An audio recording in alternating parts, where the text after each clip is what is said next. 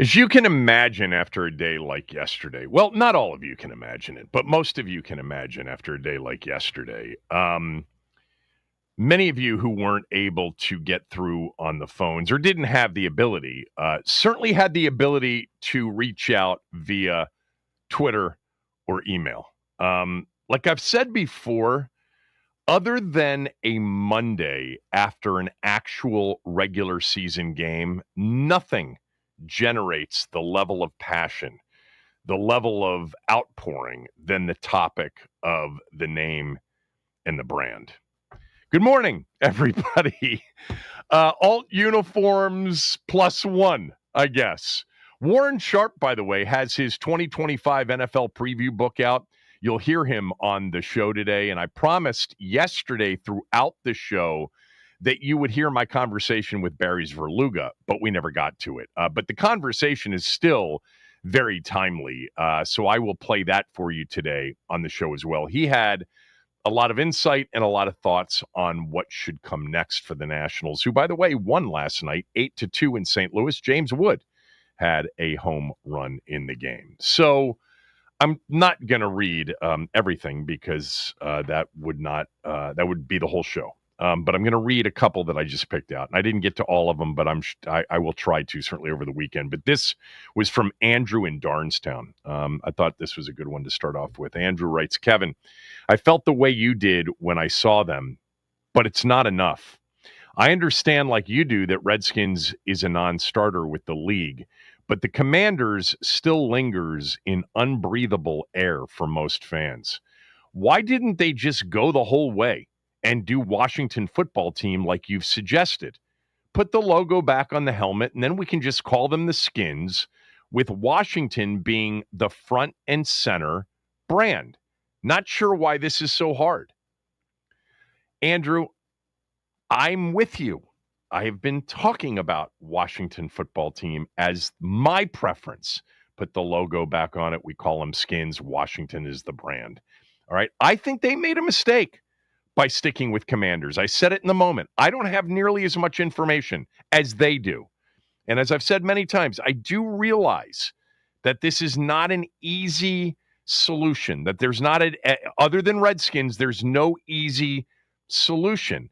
Washington football team, to me, would be the best of all of those options because of what you just said and what I've been saying for 4 years now, going back to when they started the rebrand process, that this would be the easiest thing for a lot of us to swallow. But that's not what they're doing. Maybe they'll do that at some point, but I think that required a 6-11 season or a 7-10 season. I really do. I think that would have been in play, or something else would have been in play. But yes, I did feel like part of the team yesterday had come back. Not all the way back because of the name, because of just wearing them in 3 games out of 4. Let me just mention something that I mentioned at the end of the show yesterday, and I tweeted it out as well. I did learn during the show yesterday that the team is going to use all 4, the league allows 4 alt uniform games, but they're only going to use these Super Bowl era championship uniform throwbacks in 3 of the 4. In the 4th, they're going to use the alternative black uniforms. They feel that a lot of newer fans and even younger fans and many of the people inside that building, including the players, really like the alt blacks. So I did confirm that during the show yesterday. Remember, early in the show, we're like, why only 3 games when the NFL allows 4? And then I said to Max, I wouldn't be surprised if they use the 4th for the alt blacks. And if they do it, they'll probably do it on Monday Night Football against Chicago in early October, because that's what they were wearing during the Hail Mary game. So if you missed that at the end of the show, I did confirm with a source that Washington is going to wear the alt blacks for their 4th alt opportunity. I don't love that. I mean, I actually don't mind the black uniforms. I wish that they would wear the uniforms they unveiled yesterday for all 4.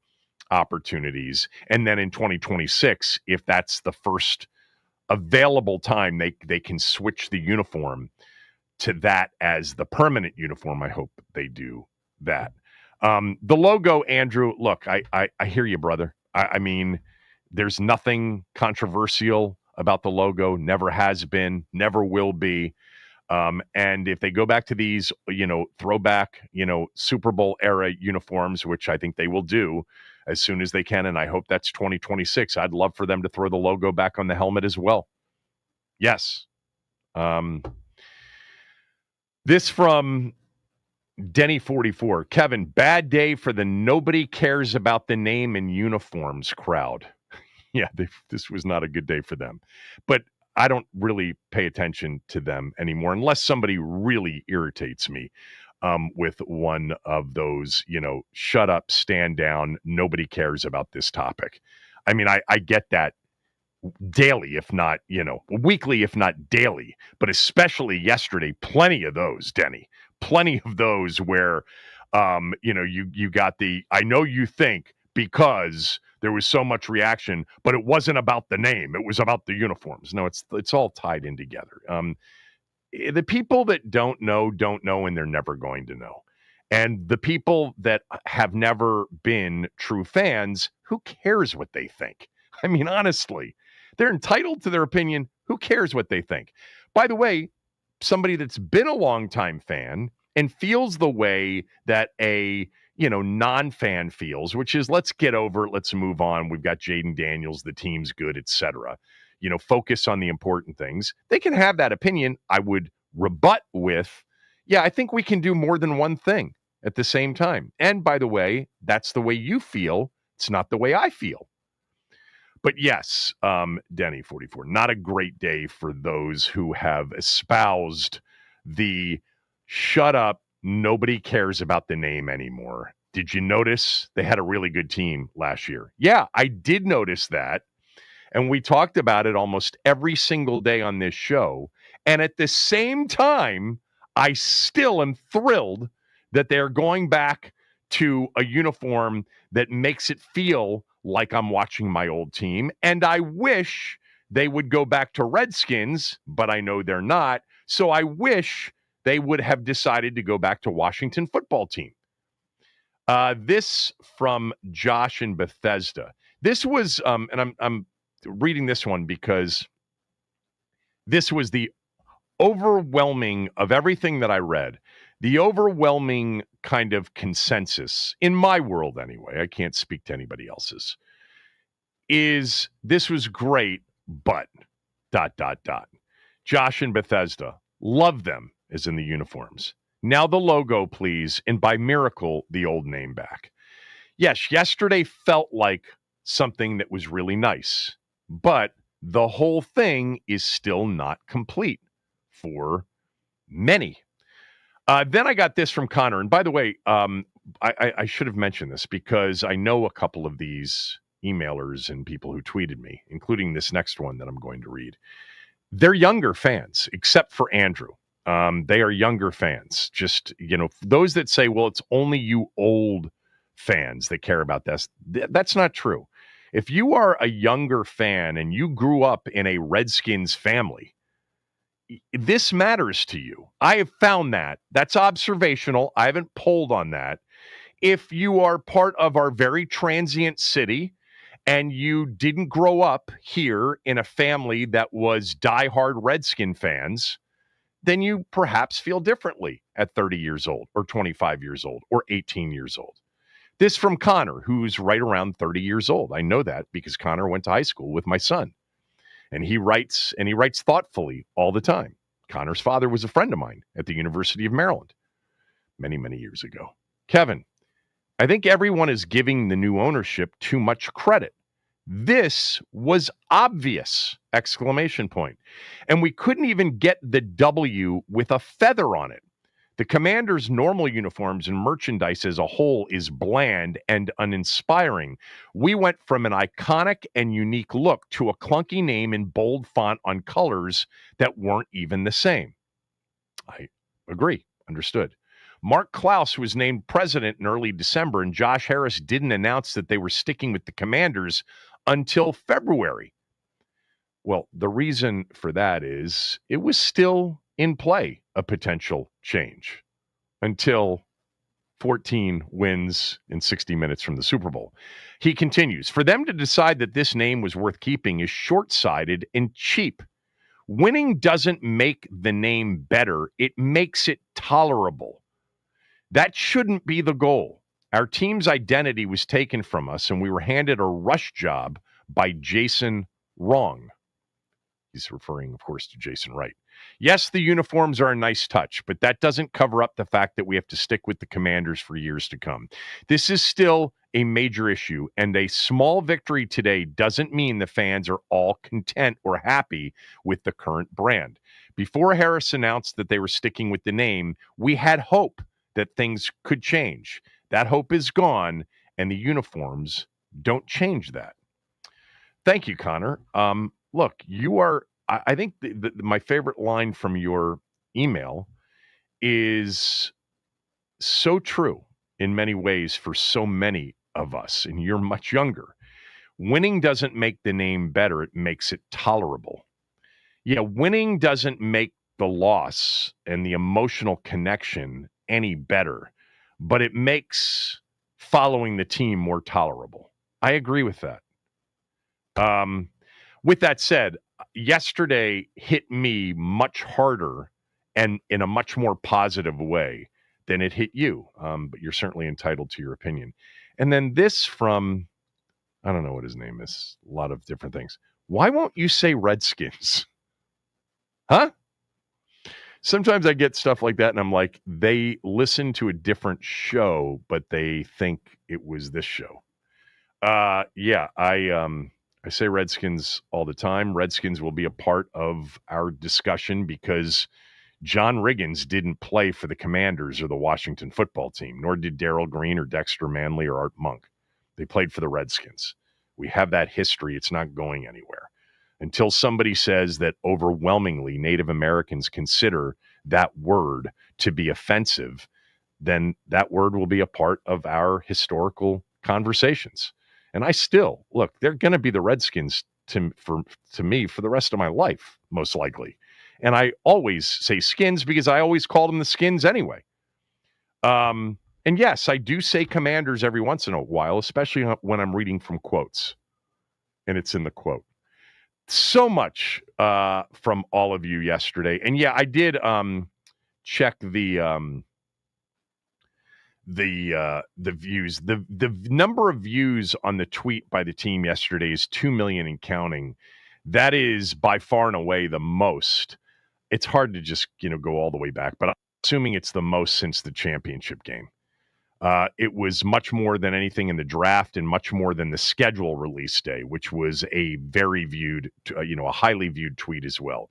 But yeah, I mean, there are always indications out there in terms of where this stacks up in the importance of topics when we talk about the team. But it doesn't mean that we can't talk about the team and the games and, the best way to go about winning more games at the same time. You can do that. You really can. All right. You asked me before the show started if I have watched any of the new Quarterback on Netflix. I am planning on getting to that. I want to get to that. I've heard it's really good. How many episodes have you watched? I have gone through 2 full episodes. So here's what I've heard. Mm-hmm. I've heard that Joe Burrow's a weirdo. That's the thing. Joe is a very, I'll say it as a peculiar gentleman. But he's got his own quirks like I think any other real quarterback. What are the quirks? I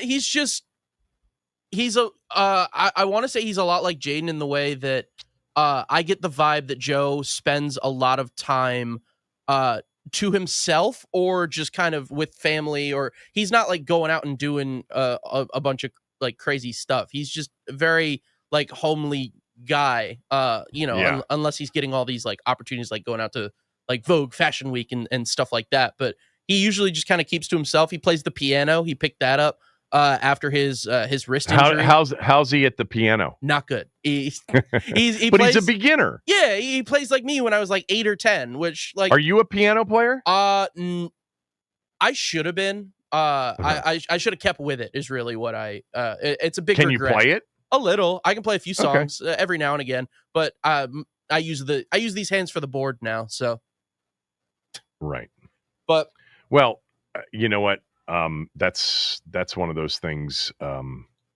I wish that I had been forced to take piano lessons or guitar lessons or just any instrument. Mm-hmm. I wish that I had.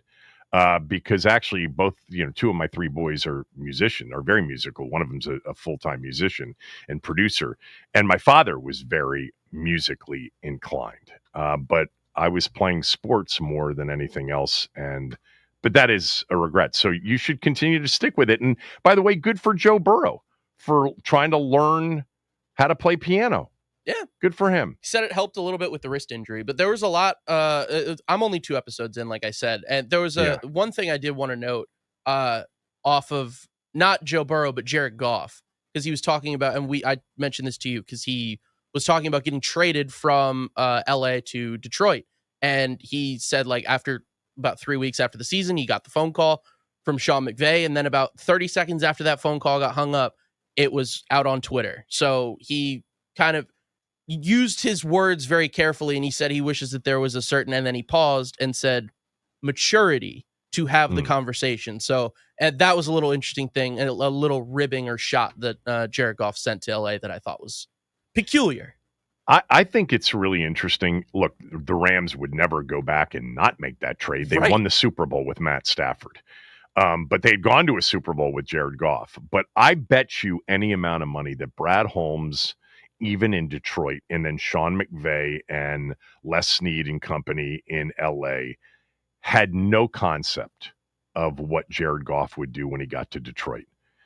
Part of it was, they still weren't sure about Dan Campbell. They weren't sure what was coming, and they, were putting together this team. But Jared Goff has played some high-level football in Detroit, and I don't think anybody saw that coming when that trade was made. What about Cousins so far? Anything with him? Kirk has been Kirk's because he was legitimately the star. Oh, absolutely. Of the 2 summer ago quarterback season with Mahomes and Marcus Mariota. Yeah, he's still doing the Kirk Cousins bit where he's just kind of the white dad and all that. He does a lot of plugs for great clips, which I found was an interesting thing. From him? Yeah, they even opened the series with him getting or just like in the promo, him getting a cut at great clips and shouting him out. And then he shouts him out again in the first episode, or I think it might be the second. But it was a note. It was a lot of ads for great clips in there. But Kirk's been, a lot of it's been focused on his Achilles rehab. And kind of talking about leaving Minnesota. The big thing for him was, I mean, obviously everybody knows he signed that 4-year deal worth a ton of money, and then the Falcons drafted Michael Penix. And so he was talking about that kind of decision and how it definitely would have factored into his decision-making when deciding to come to Atlanta. Because, I mean, he never really wanted to leave Minnesota, but he wanted a long-term deal. And it became very plus clear Minnesota said, we're going to draft a quarterback. Yeah, and it became clear to Kirk that it wasn't going to be like a multi-year deal. It was going to be more of a year-to-year thing. And that's not what he wanted. So the deals were apples and oranges, what Atlanta was offering and what Minnesota was offering. Look, some of us still stay in touch with him. And there's no doubt that I think their preference would have been to have been embraced after the Achilles injury, signed to a longer-term extension and told, you're our guy coming back. But they couldn't do that because he was coming off an Achilles injury. He was older. They had this ability in a heavy, quarterback draft. As we know, 6 went in the top 12. They traded up and took J.J. McCarthy. But they were honest with Kirk about that. And so he took the much bigger compensation deal, which, by the way, he's done. You can say that, no doubt. Although he took risk in the franchise tag because it was less money than even the low ball overall guarantee deal that Washington was offering. When you think about it that way, I mean, it was a massive low ball offer. They didn't even know it because they were so out of touch. But it was still more guaranteed money than what that last year of the franchise tag was in terms of guaranteed. But anyway, I digress. I read yesterday after the show that Kirk was, and I don't know if this was in the first episode or the first two episodes of this Netflix quarterback series, but that he felt a little bit misled by the Yes. Falcons. That they said they were going to draft a quarterback, but they never suggested that they were going to take a quarterback in the top 10 of the first round. And we remember when they took Penix, everybody was shocked. I think, by the way, Penix Jr. is going to be a good quarterback. I do. I think the Agreed. biggest issue with him is he's been injured, multiple times during his college career. And Cousins is going to be his backup this year. And Cousins got hurt last year. That's a big part of why his season fell apart. It was very much underreported. I don't know if it's been a big part of this series yet, but he was that part of the first two episodes, it's saying that he felt misled by the Falcons? Yeah, that was part of the first two episodes. We haven't really gotten a little bit, because I'm only, like I said, 2 episodes in. But we haven't really gotten I think the last games that it was week 3 was kind of where we left off. Joe Burrow and Jaden's coming out party. That was a very fun part of the series for me. All 3 of those quarterbacks last year faced the Skins. Sure did. They faced Washington.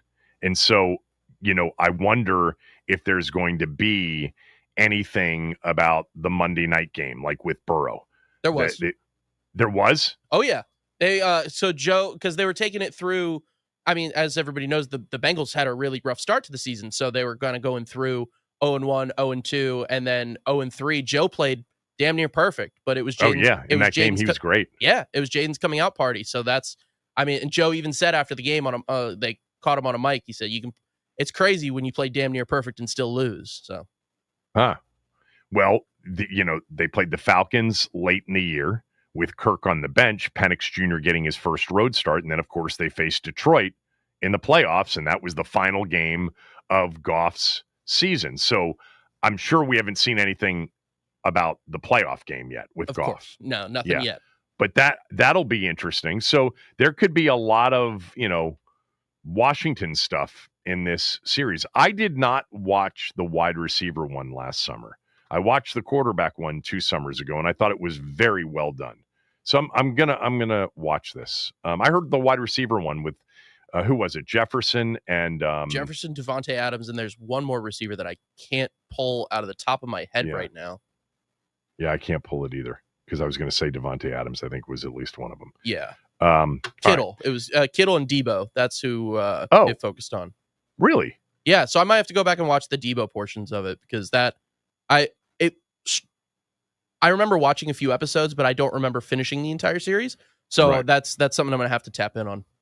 All right. When we come back, we are going to talk about someone in sports media who believes that yesterday was the first step to not just a full-fledged uniform change, but that it was laying the foundation to bring the old name back.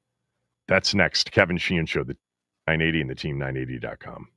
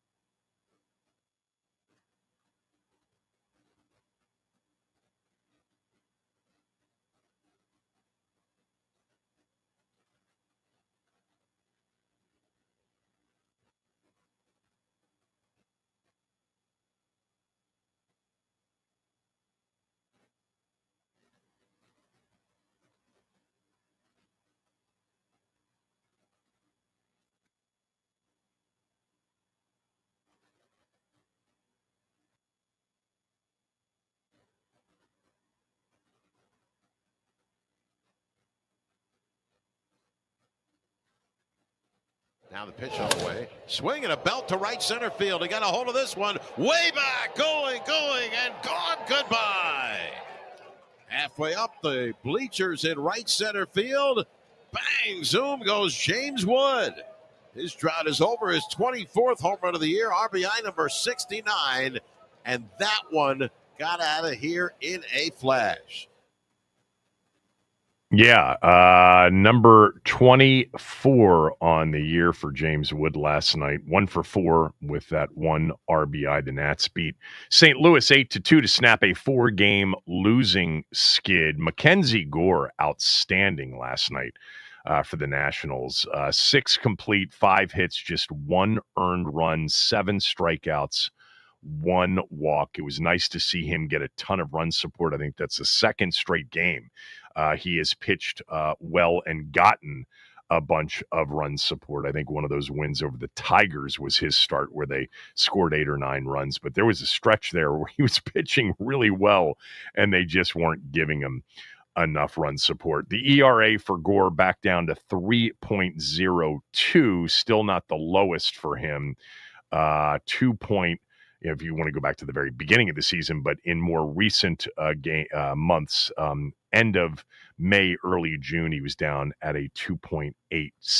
Mackenzie Gore, James Wood, part of the Juan Soto deal. They're both going to the All-Star game to represent the Nationals and the National League. If you haven't been paying attention, they're way down there now. I mean, they're 15 and a half, out of first, but they are solidly in last place in the National League East. The Braves are still struggling, but they also have now the 3rd worst record in the National League, and I think the 5th worst record in Major League Baseball all around. The Nats will face St. Louis one more time tonight out there before they go to Milwaukee, and that'll be it before, the All-Star break next week. All right.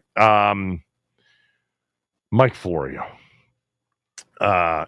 Mike Florio, Pro Football Talk, creator, founder. He's got a big voice in the league. Somebody once told me, somebody in football said, the first thing most NFL owners, general managers, and even coaches do when they wake up in the morning is they go to profootballtalk.com. I'm like, really?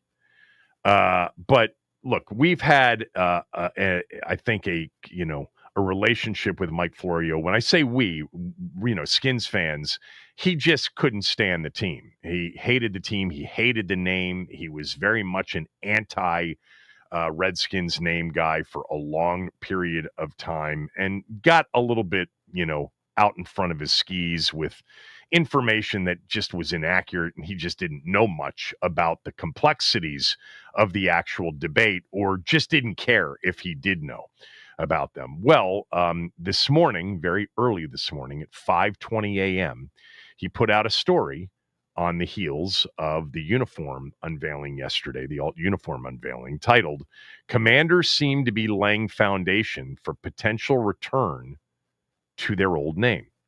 He writes, "This item isn't about whether the Commanders should or shouldn't have changed their name." Well, we know his position.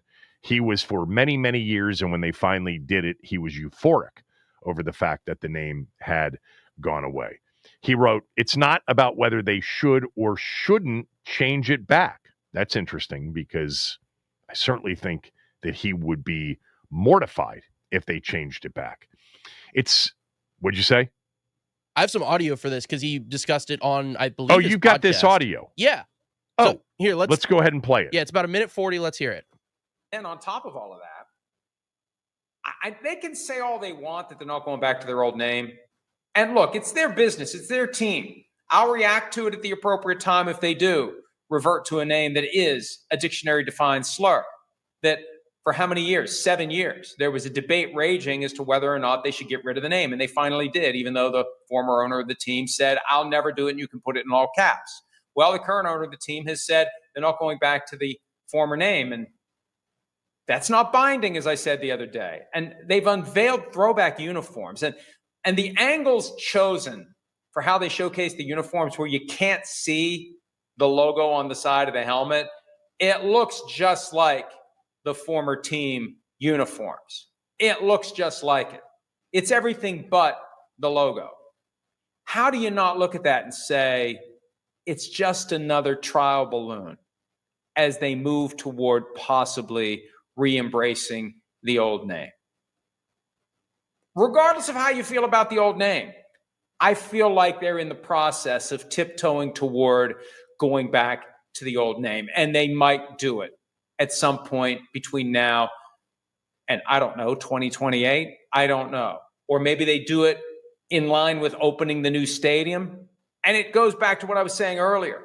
If they get the president involved to break the logjam in D.C., or if the federal government takes over D.C. and they want help from the man in charge, and the man in charge wants the old name back, what are they going to do? Yeah. So, what are they going to do? Well, that would be the ultimate, hey, we had our hands tied. The federal government told us we had to go back to the old name. I don't see that happening. I really don't.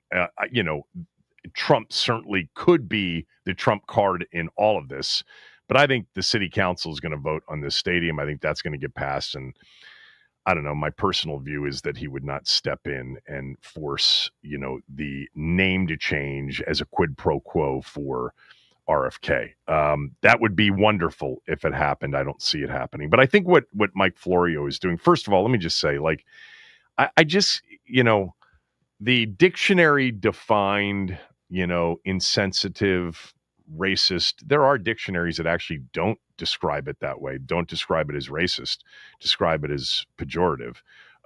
But beyond all of that, it's very limiting when that's your mic drop, when that's your only, piece of data to use in your position. It seems like a really strong data point. There's no doubt. But people like Mike Florio haven't lived it like we have, and we, understand what the origin of the word and what it actually really meant and how the whole thing came about. For many years, it wasn't just with Florio, the name, it was that this was a racist franchise, the last to integrate, etc., with George Preston Marshall as a racist owner. And there was just a lot of the history. But personally, I think it's very limiting when you don't, avail yourself to the argument from the other side, which was always very compelling, and actually more compelling in many ways, because the Native Americans themselves, when polled, first in that Annenberg poll in 2004, then the Washington Post poll in 2016, overwhelmingly did not think that the dictionary definition of the word was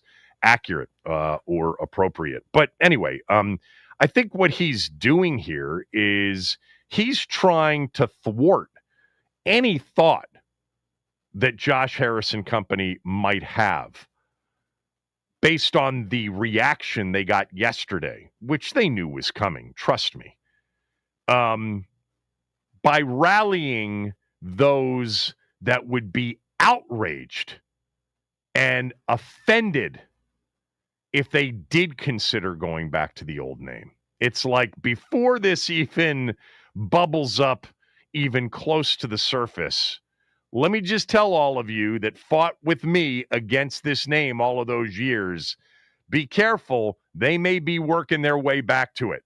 Let's make sure they never get close to it. You can find a lot of people that, are in the business of being offended. And he's been one of them as it's related to this particular subject for a long time without much consideration for actually how Native Americans have felt. And again, that's a tricky subject, as we know, too, because there are 500 plus Indian reservations, all seem to be autonomous from one another.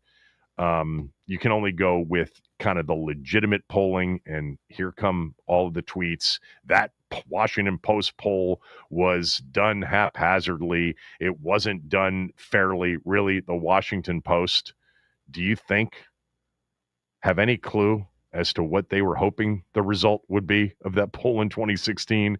They were floored just like many others. That was a silencer in the moment. There's no doubt. That 2016 poll where 9 out of 10 Native Americans said that that Redskins was not offensive was a silencer for a few years until Dan started to mess with his minority shareholders and, the environment of the summer of 2020 emerged. But I think this is Florio not necessarily really believing it, but trying to rally all of those people that had an issue with the name for all of those years to say, hey, don't sleep on what they're doing here. Let's make sure that they don't go in this direction. As they have found, those that were against the name, and they found it probably in some cases surprisingly so, the pushback on their view was overwhelming, especially from this fan base. So I know a lot of you saw this story and sent it to me, and Max sent it to me early this morning. That's my view of it. I do not agree with him. I do not think this is step one towards a return to the old name. I don't. I hope I'm wrong. I've said that 15 times in the last 2 days. I so want to be dead wrong on this, but I just don't think $26 billion worth of partnerships with the likes of CBS and Fox and NBC and Amazon and Netflix and ABC Disney and Anheuser-Busch and Amazon and FedEx and Pepsi, and the list goes on and on. Bank of America, I just don't think that the NFL will ever do that, because for so many years they had to fight against this. They had to answer this. They hated it. The commissioner hated it. Every Super Bowl media day, somebody asked, when is the name going to change? What are you going to do about this racist name? Again, as I've said for a few years now, but even more emphatically the last few days, if the name hadn't left us in 2020, it would still be here, and the environment for it to be to be taken away would have been much less than it was 5 summers ago. But it's gone, and that makes it really difficult to bring back. It's like, why would you want that controversy back? Forget whether or not it's legitimate controversy. That's never mattered to those who are in the business of being offended. Okay? That's never mattered. They have to deal with it. And when I say they, the league, the teams, and then the $26 billion worth of league partners with their shareholders and their customers. So I don't believe that Mike Florio is right. I do believe that Mike Florio is trying to thwart any thought, and trying to rally those that have been on his side for many, many years to make sure that if Josh Harris thinks they're not going to be there, if he starts to contemplate going back to the old name, that they are. And they will be loud. And they will be mic dropping with the dictionary in hand in every case. All right, Washington has its first player in the NFL Top 100 player rankings, voted on by players. I'll tell you who he is and what I think is left on this Top 100 list in terms of Washington players when we come back. Kevin Sheehan Show, the Team 980 and the Team980.com.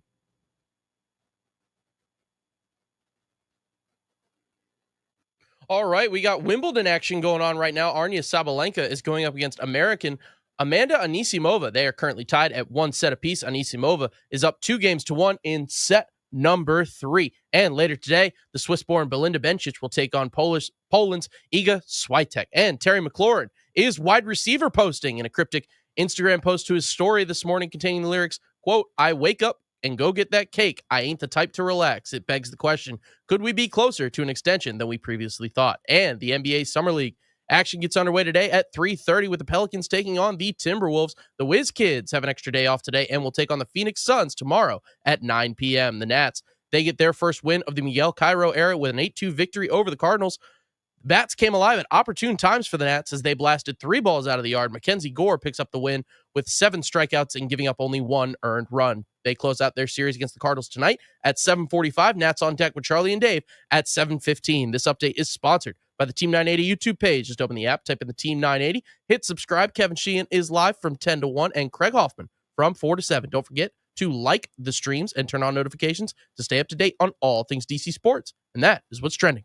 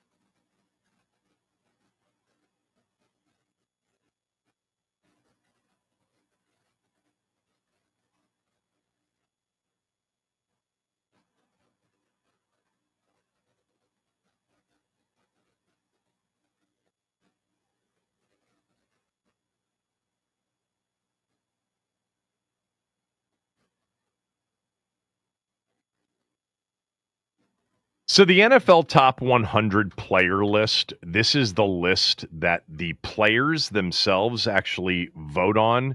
And then the NFL Network and NFL.com, they reveal, typically like 10 at a time on a weekly basis up until the season begins, the top 100. And they've started that process. They're actually not unveiling 10 at a time this year for whatever reason. It seems like it's just a few at a time or just randomly they put them out there. But yesterday, we saw the first Washington player land on the list. And that player is Laramie Tunsil, who came in at 86 on the list. If you're wondering, last year he was 71 on the list. So he actually dropped 15 spots from last year on the list, but he was on the list last year at 71. So he's on the list at 86.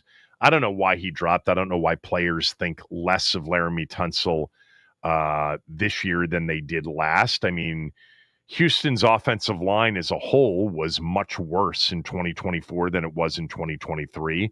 We talked about, from the day that they traded for him, he led the league in penalties. That could have been part of it. He had a bunch of false starts. I think it's 18 penalties for the year and 12 of them were false starts. Max, you can look it up, but he led the league in false starts last year. And by the way, I think it was 2 years earlier he was among the league leaders in false starts. But maybe that's the reason that he dropped 15 spots. But I was thinking after I saw Tunsil on the list, who else is going to be on the list? Well, Terry's going to be on the list for sure. Terry was 97 last year, okay? And so far on the list in terms of wide receivers, Ladd McConkey was 100. So he's definitely in front of Ladd McConkey. Drake London was 97, so he's going to be ahead of Drake London, who had a really good season last year. And so far, those are the only two receivers on the list. So Terry's going to be on the list. He will be, I'll tell you where I think they're going to land here in a second, but Terry's going to be on the list. Jaden Daniels is going to be on the list. Okay, it's going to be really interesting to see what the players think of the quarterback rankings, right? I mean, lots of, off-season lists and rankings from writers and pundits and analysts and the whole thing. I'm actually interested to see what the players think of 1 year of Jaden Daniels. They said a lot during the course of last season. They were impressed, but he's going to be on this list. And Bobby Wagner is going to be on this list too. He was 59 last year. He had another really good season. He's going to be on the list. Who else? I think if Frankie Louvu were going to be on the list, we would have already seen him on the list. I was hoping he was a second-team All-Pro linebacker. I was hoping that I would have already seen him on the list. I guess there's still a chance he could be on the list, but now we're going to, here's where the list is right now, by the way. So Kyron Williams, the running back for the Rams, is at 85, and Christian Gonzalez, remember him? The corner taken after our guy was taken. He is 84 on the list. So I'm not missing anybody, right? It's Jaden, it's Terry, it's Wagner. And they'll have 4 players on the list for the first time, I think, since this list was created. I don't think they've ever had 4 players on the list. Trent Williams was a mainstay on the list when he was here.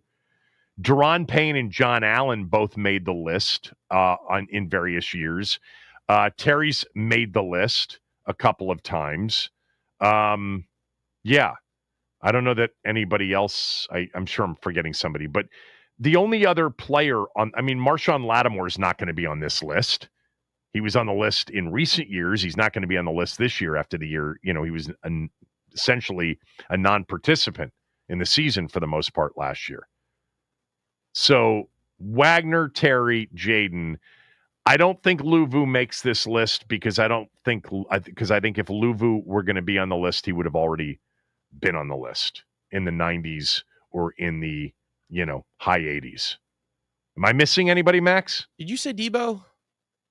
I did not say Debo, but I don't think Debo's going to be on the list. Yeah, that's another. Brian and I were just talking about it. He said if Lad McConkey just made 100, I don't know if Debo's going to make it. But the four that I feel like would be cemented are Terry, Bobby, Jaden, and Laramie. Yeah, let me just see if Debo made the list last year. I don't think he did.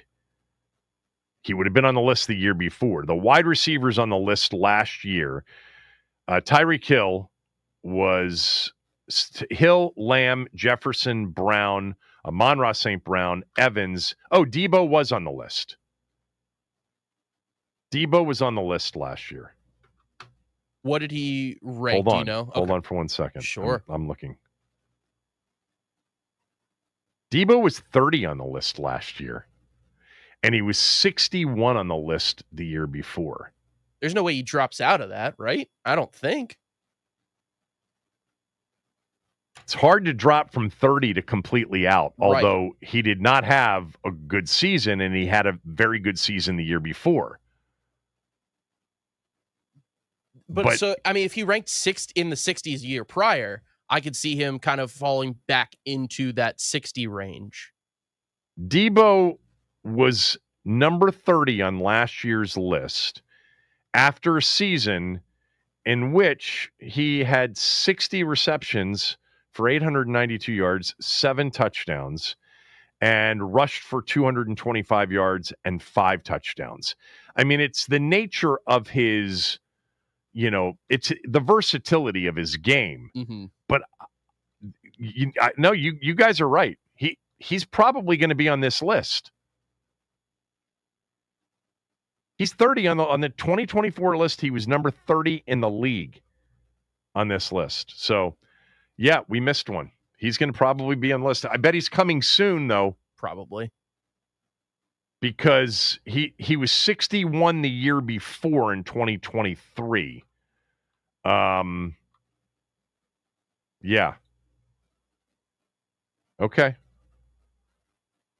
You think he's going to be in front of Drake London? Should he or will he? Should he? Probably not. Will he, in terms of just like league wide, like notoriety or kind of getting put on a pedestal in a way? I almost want to say, I don't know if that's the right way of putting it, but I do think he's gonna be coming here soon, probably in the 60s, maybe the 70s. That would be my more informed guess, but I'm not 100% certain. Like with the Pro Bowl, this list, I mean, many will say that the players are the worst people to vote on lists like this, on rankings like this, because they're focused on their game and their game only, and they don't sit there and watch all of these players. They play against them, so there's that perspective. But it is interesting to see how this list flushes out. But I think you're right. I think I completely whiffed on Debo. Debo's probably going to land on this list along with Wagner, Terry, and Jaden. So I think the answer to the following question is an easy one. Who will be ranked highest on this list? And where will he be ranked? I'm going to give you where I think each of these 4 players will end up getting ranked in this top 100 list. And if you want to weigh in, 301-230-0980, 301-230-0980, which of these players will be ranked highest on the list, and where will he be ranked on this list when it comes to his position? All right, I'll give you my answer. Max will give you his. If you want to weigh in, 301-230-0980. There's no doubt that Terry, Jaden, and Bobby are going to be on this list, and Wagner are going to be on this list. Debo Samuel's probably going to be on this list. He was 30 last year. Who will end up being the high? Laramie Tunsil's already on the list at 86. Who's going to be the highest ranked Washington player on the NFL top 100 list? And give me an idea on where you think he'll be ranked by position. Kevin Sheehan Show, the Team 980 and the team980.com.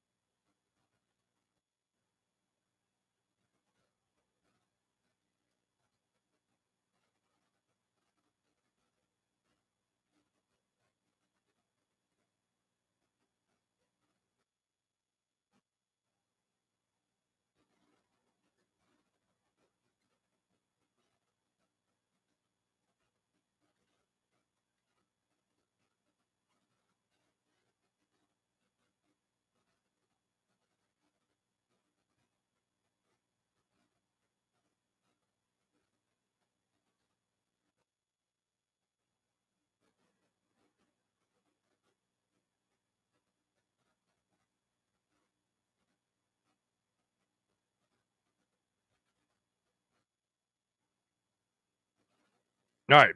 The NFL Top 100 list is counting down. Laramie Tunsil is the first Washington player on the list. He comes in at 86. We believe that there are 4 more Washington players to go. Jaden Daniels, Terry McLaurin, Bobby Wagner, and Deebo Samuel. Deebo Samuel was 30 on the list last year. Despite the season, is he going to really drop out of the top 100 altogether? Probably not. So I think Deebo's coming soon to a theater near you. That's what I think. I think we're going to get Deebo here in the 70s, somewhere in the 70s to maybe even the low 80s, because we're right now at Christian Gonzalez at 84.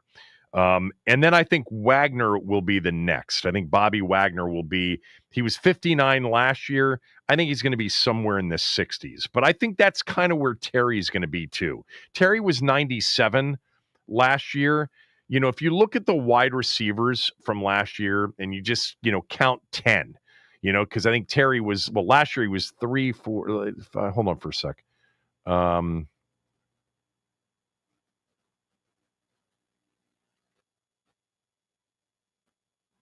Last year, he was the 20th receiver on the list. Now, that was after, a terrible season and Sam Howell as the quarterback, and he had been at 94 the year before.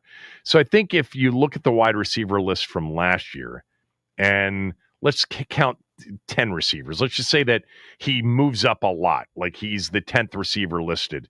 That would come in at somewhere around 51.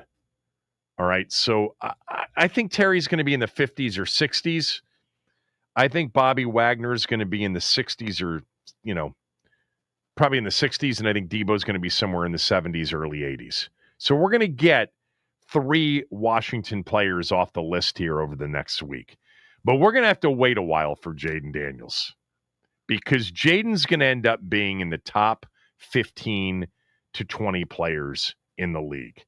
And last year, as an example, the quarterbacks went Lamar Jackson, he was number 2 overall in the league. Patrick Mahomes, he was number 4 overall in the league. Josh Allen was 12th overall in the league. Jalen Hurts was next, if you can believe that, at 15th overall in the league. And then Dak Prescott was 16th in the league. CJ Stroud, after his rookie season, was 20th. Jaden's going to be close to 15. He's going to be the 5th or the 6th quarterback listed after the obvious top 4, which are Mahomes, Burrow, Jackson, and Allen. Allen might be the top quarterback in the league this year. And then it's going to be more likely than not between Jaden, Hurts, and Stafford, I would guess, for the next quarterback on the list. But Jaden's going to be in the top. I don't think he's going to be any worse than 20th and probably no better than 15th, but he's going to be in that 15 to 20 range. We've never had a player that high. I don't think Trent Williams was ever that high, because he's the clear-cut best player as viewed by the rest of the league that's played for our team in the last decade, which is when this list started. So that's where I would have Jaden Daniels, easily the highest ranked player on our team. And I think he's going to end up being the 5th or 6th quarterback, worst case, voted on, but it's going to put him in like the top 15 to 20 players overall. Max, do you have an opinion on this? I mean, you pretty much, I think you nailed it. I kind of have him a little bit higher, just in terms of like, not quarterback rankings, because I think they're always, they usually get front loaded to the list. But I think he's probably going to be somewhere after 10, before 15. So I think he's going to be in that little range, but it wouldn't surprise me if he was a little bit further back than that. I mean, listen, there are a lot of good players in the NFL, you know? Yeah, I mean, the top 4 quarterbacks last year, and he's not going to be in the top 4. He's not going to be ranked ahead of Allen, Mahomes, Burrow, or Jackson. We agree on that? Agreed. Absolutely. Okay, so The top 4 last year, the 4th was actually Jalen Hurts. He was at 15th overall. That's why I'm saying if he ends up being the 5th, last year it was Dak Prescott at 16th. CJ Stroud was 20th. Where was Joe Burrow? Joe Burrow was 39th on the list, but he had dropped 33 spots because of the injury. Of course, he got injured and missed a lot of 2023. He was 6th the year before that. So I think it'll be somewhere 15 to 20. Who will be the highest ranked Washington player on the NFL Top 100? We already have Laramie Tunsil at 86. The highest ranked player that has been revealed so far is Christian Gonzalez at 84. So we've got, the early 80s and then the 70s, 60s, 50s, 40s, 30s, 20s, teens, and single digits after that. It's going to be Jaden Daniels. I think that's an easy answer. But where do you think he ranks in the overall rankings, and what number quarterback is he on the list? This is the players voting on this. This is that Top 100 NFL.com NFL Network that starts last week and ends with the top 10, in that final week before Labor Day and before the regular season starts. We'll have the most players we've ever had on this list by far. I mean, I could go back and check. I don't think there have been 5 players. I don't think there have been 4 players. I think we've had Trent. I think we've had Terry and John or Terry and Duran on the list in recent years. And that's been it. Am I missing somebody? I don't think so. And then when Trent was here, he was on the list every year. Let's start with our guy Ross in Tampa. Ross, who will be the highest ranked player on the NFL Top 100 list in a Washington uniform, and where will he be ranked? Go ahead. Oh man, I was about to get you real quick, Kevin, but I don't know if you were talking about in recent years, because Kerrigan was on that list too, the top 100. I think it was going into 2015, so that might be a little bit too far back in the past. Yeah, and I just need Jaden to get higher than 15, because Mr. Image Cultivator himself, RG3, that's where he ranked coming into his sophomore year. I just need that number to be a little higher. But yeah, there's no way you can convince me that anybody outside of those guys that you named, the big 4, any of them quarterbacks, whether it's Love, Stroud, whoever, Nick, definitely not Nick. No, but none of them guys are better than Jaden. So yeah, Jaden's gonna be the 5th best. And I told Max on the phone, I give him anywhere in that, that 14 to 8 range. But then you got to think of all those other positions and top players. So that's where I got. Yeah. And that was off yesterday, Kevin. So real quick, rapid fire, like 5 seconds. And I love the uniforms. And at this point, I really, because I'm not a resident, I don't care where the stadium is. They're going to get a new sexy stadium one way or another. I would love it for you and everybody who grew up in D.C. to get into D.C. But, man, those uniforms, I'm a uniform head, too. So I woke up first thing in the morning to look at them and brought a tear to my eye, man. But, yeah, man, top 20 for sure with Jaden. He's not going to be a spot lower. There's no way. All right. Thanks for the call. As always, Ross. Let's go to Aveen. Aveen, go ahead. Hey, Kevin. I think Jaden's definitely going to be the top player. I think he's going to be QB5.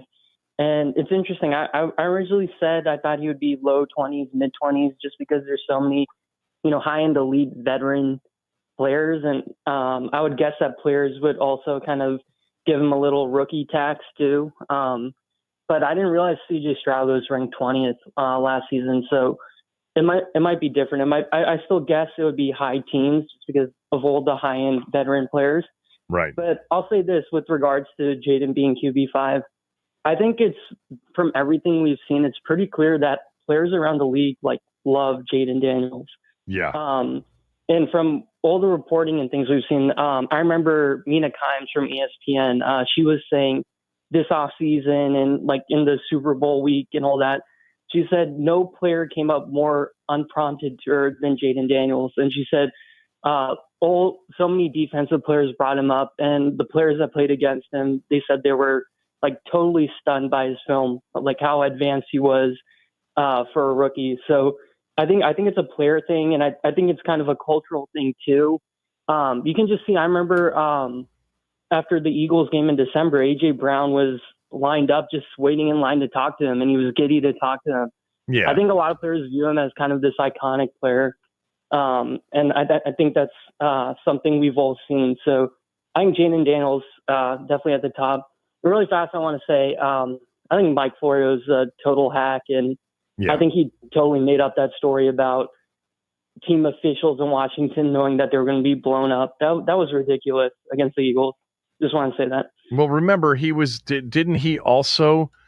Yeah, that story. Totally agree. That just didn't make any sense whatsoever. No sense. They had just scored 45 against Detroit, and they were rolling, and they had beaten Philadelphia in their last matchup. But oh shoot, what was I going to say? I forgot. You got me sidetracked with that part, that story that he told. Oh, didn't he push the Washington's going to be all in on Lamar Jackson two years ago? Yeah, he did. Yep. I mean, it was so obvious that they weren't, because they couldn't, because of the ownership, quandary.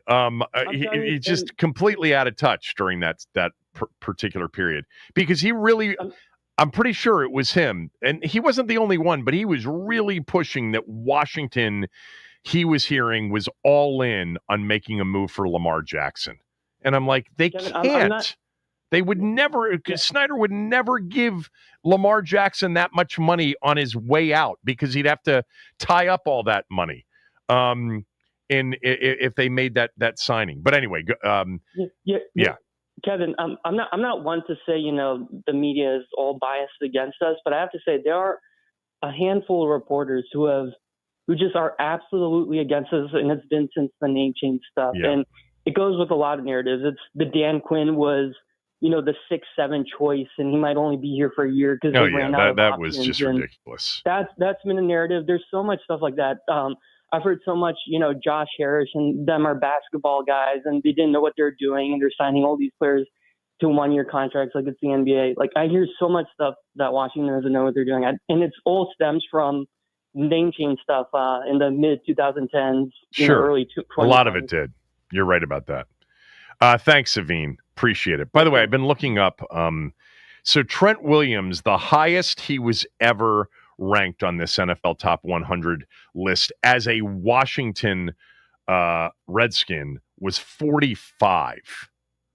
Now, the player that was the highest ranked of any Washington player on the NFL Top 100 list, sit down for this. No, it's not Kirk Cousins. Cousins was ranked multiple years on the list as a Washington quarterback, but typically in the 70s and 80s. But RG3 in 2013, because this is a perfect comp for Jaden, he in terms of the season and the perception of the season, he was ranked 15th on the 2013 list. 15th. So, he that's the highest ranked Washington player while playing with Washington that we've ever had on the list. And it's not even close, because from what I can tell, Trent Williams is next. Trent Williams is next he was ranked 45 in 2016 on the list. One of the top 3 tackles in the game. But yeah, crazy. RG3 15 on the 2013 list. Let's go to Ian. Ian, go ahead. Who's going to be the highest ranked Washington player on the NFL Top 100 list, and where will he be ranked? Jaden Daniels. I think he'll be top 12. I think he'll be QB 5. I agree with the rest of your list, except I will swap out Deebo Samuel will not be in the top 100, and Frankie Louvu will be in the top 100. You know what? I hope you're right about that. I think Louvu is a top 100 player in the league. My only issue is that I think if he were going to be on the list, he would have been on the list already.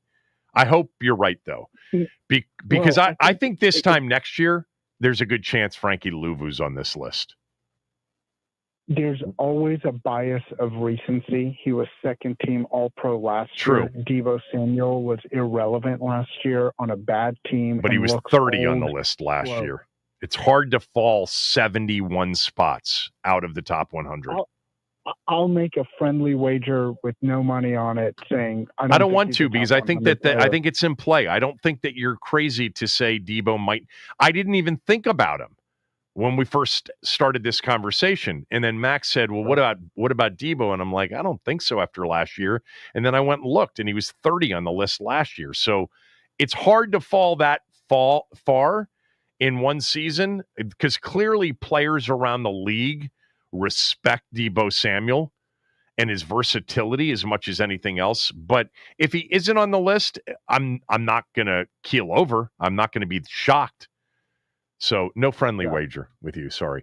Donovan McNabb was the first Washington player on the first list, which was 2011.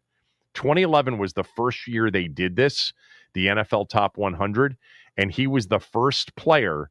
He came in at number 100. But remember, he was then moved to Minnesota before that season.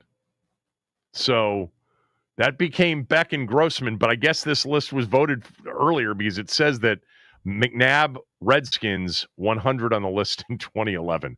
All right, if you're on hold, stay there. We'll take a few more calls on this. The NFL Top 100 list, NFL.com, NFL Network, is being unveiled. Laramie Tunsil came in at 86 on the list.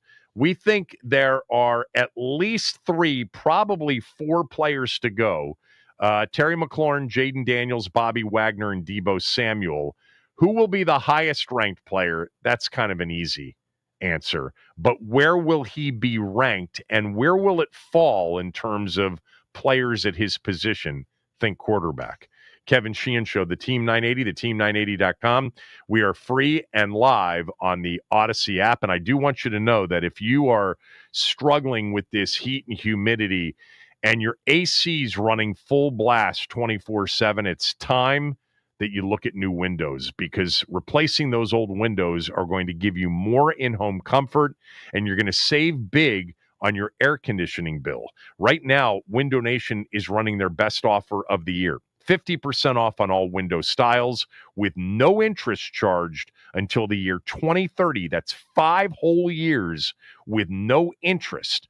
They'll finish the job in one day. You'll get back to your typical routine and find relief from this heat if you call Window Nation. Calling them at 866-90-NATION or visiting them at windownation.com starts with a mention of my name, because if you do that, they're going to come out when it's convenient for you, give you a free estimate, and they're not going to bother you. No obligation, no pressure. You can shop the offer if you want the quote that they leave you. They'll do it in an hour or less, and you'll find out actually which windows really need replacing. Call them, give them the first shot to come out and look at your windows and see if it's costing you money and comfort. 866-90-NATION, windownation.com. 50% off on all window styles, no interest until the year 2030.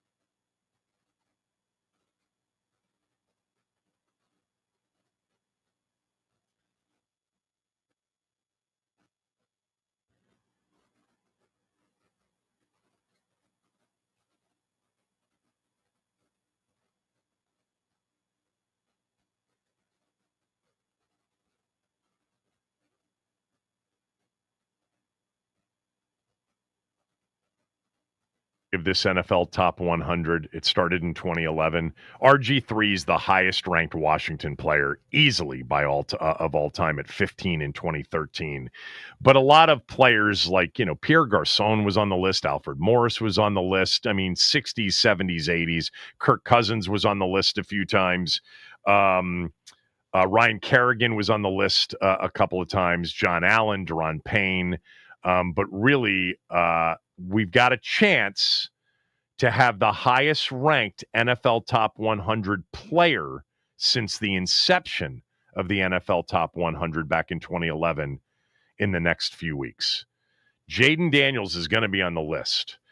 Terry McLaurin hasn't been listed on the top 100 yet. They are through 84. One Washington player, Laramie Tunsil, comes in at 86. Bobby Wagner was 59 last year. He's going to be on this list. And we think Debo is going to be on the list. I mean, like Ian said, I'm not going to be shocked if he's off of it because he didn't produce much last year. But it's hard to fall from number 30, which is where he was on last year's list, to completely out of the top 100.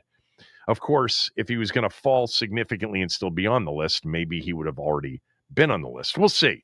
The question is, who's going to be the highest ranked Washington player on the list? That's an easy answer, Jaden Daniels. But where is he going to be ranked overall, and which quarterback will he be in terms of ranking? I think he's going to come in somewhere between 15 and 20 and is the 5th or 6th quarterback on the list. RG3 was 15 on this list. Will Jaden Daniels end up becoming the all-time highest? Look, if he doesn't do it this year, he'll probably do it next year. We probably said that about RG3 too, but he had a major injury. He was playing for a terrible organization, and he wasn't anywhere near as good or complete as Jaden Daniels was. We went through that argument already. We've been through that one. Lou, go ahead. Kevin, man, how's it going, man? What's up, Lou? Not a whole lot. Love those uniforms, man. Yeah, me too. I didn't get a chance to speak on them yesterday, but for those that complains about, the uniform, they're trying to, grab money, this and that and third. I don't believe in any of that. I think, they're doing everything right.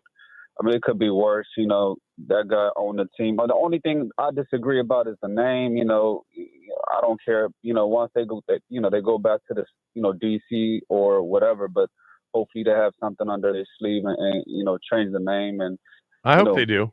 Yeah, we're together on this. I just don't believe it'll ever be the Redskins again. But like I've said for, I don't know, 4 or 5 years, before they started the rebrand process, to me, what would have made the most sense is Washington football team or Washington football club. We call them the Skins, old uniforms like the ones we saw yesterday with the logo on the helmet. But let's get to the question. Yes, What's sir. your answer on the question? Jaden got to be number one, man. I don't care what these, Well, he's not going to be number one. So what's your real prediction? To me, the top 5. Okay. I know. I mean, the guy literally took the league by storm. I mean, he put us 60 minutes away from the Super Bowl. So he'll rank number one if he was to take, I guess, to make it to the Super Bowl and maybe win the Super Bowl, right? If I'm not mistaken. I don't know. Tyreek Hill was number one last year on the list, and Miami didn't win the Super Bowl in 2023. Lamar was number 2 on the list last year. They didn't win the Super Bowl. So, yeah. I don't know that winning the Super Bowl. This is the players voting on the best players in the league. I don't know that winning the Super Bowl is a requirement. It clearly isn't.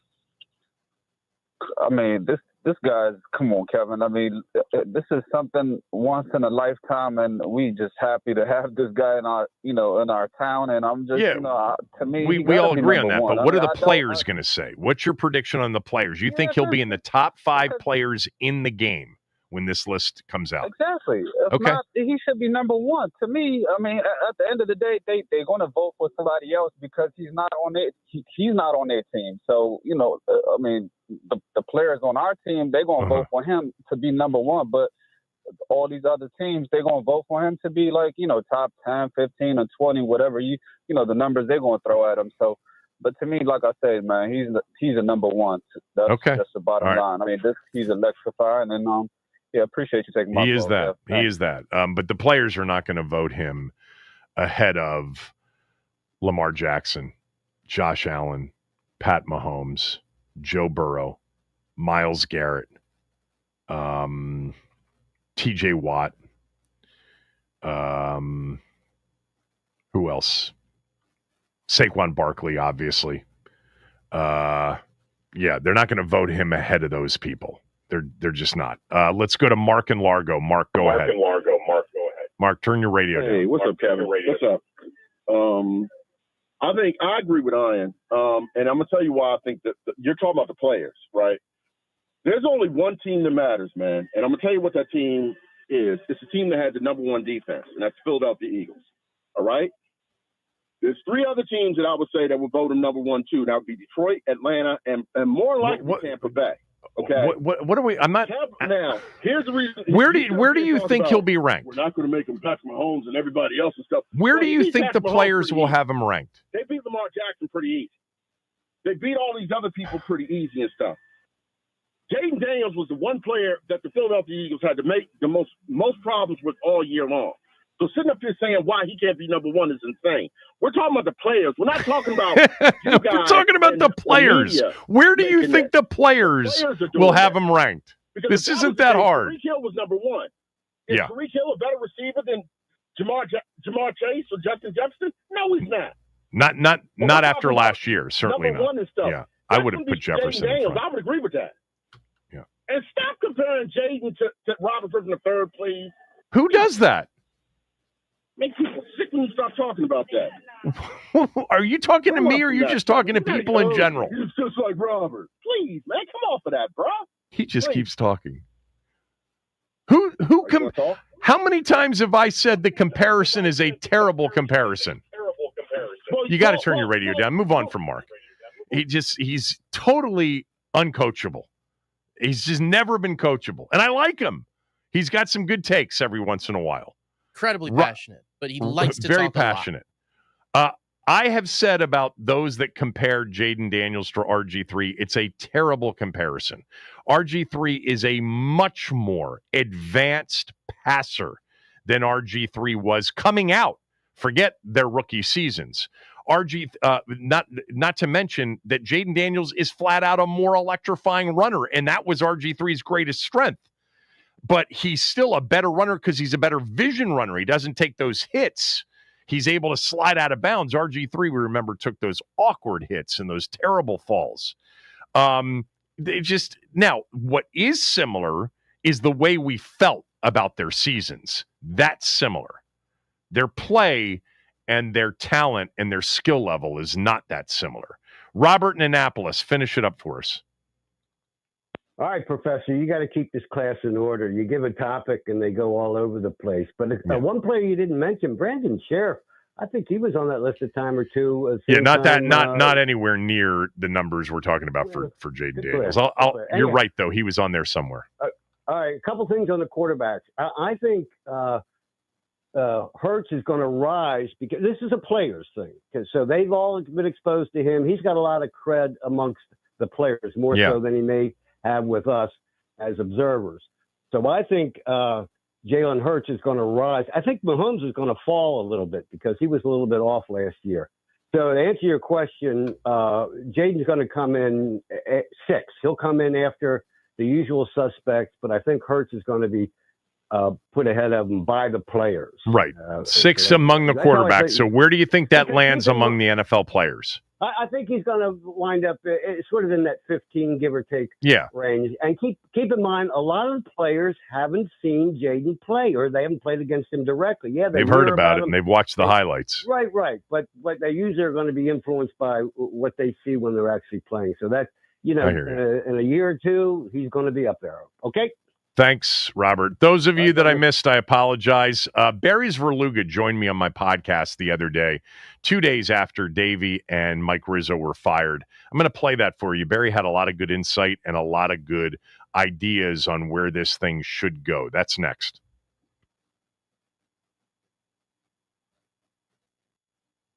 All right, Wimbledon action going on right now as number 1 in the world. Arina Sabalenka falls to American Amanda Anisimova in the semifinal.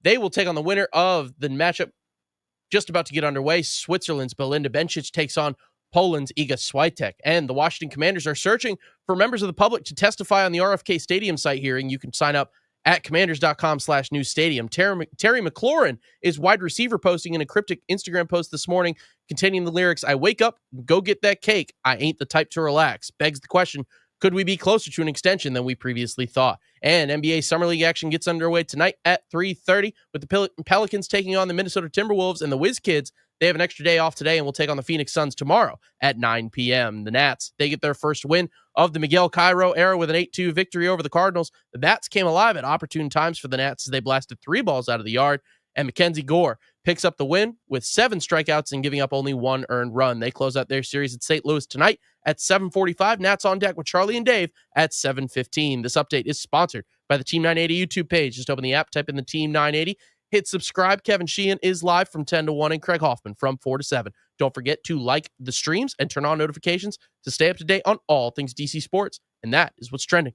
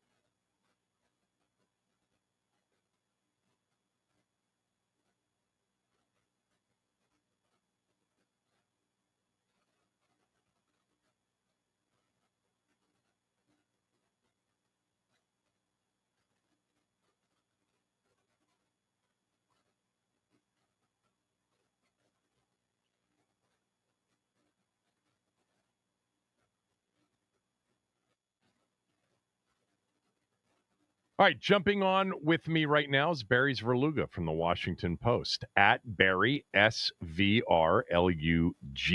on X on Twitter. He's out in St. Louis where the Nats will take the field tonight with their new interim manager, Miguel Cairo, 2 days after the firings of both Mike Rizzo and Davey Martinez. And in Barry's column the other day, he talked about at the very beginning the surprise, and I was like, where's he going with this? And then you essentially said, and I could read from it, but I'll let you describe it. Oh my God, they were paying attention. Who knew?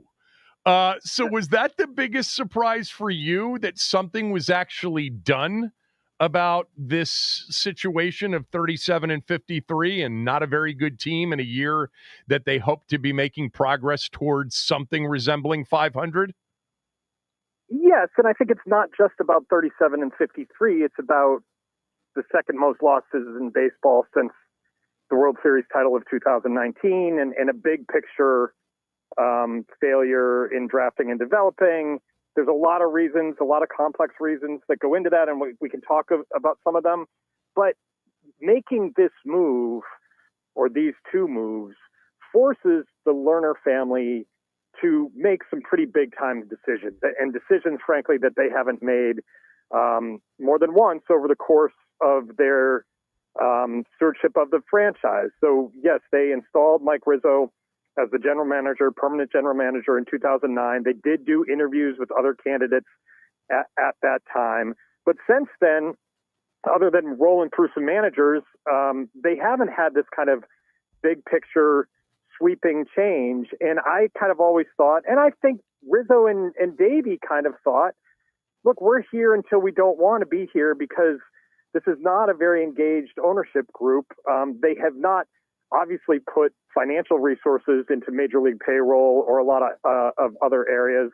But it doesn't seem to me like they put a lot of emotional energy and time energy into the operation. So the surprise wasn't, a bad team that's been bad for a while has to change its leadership. It's that ownership was engaged enough to make that difficult move.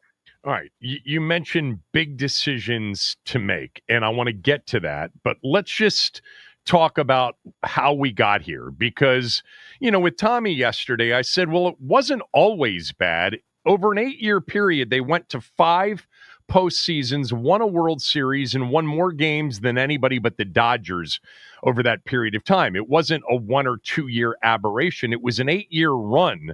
Something was going well. Mike Rizzo was highly thought of in any sort of ranking of general managers. So, in your opinion, we talked about a number of things, but what went wrong post 2019? Or was it headed in that direction and we just couldn't see it?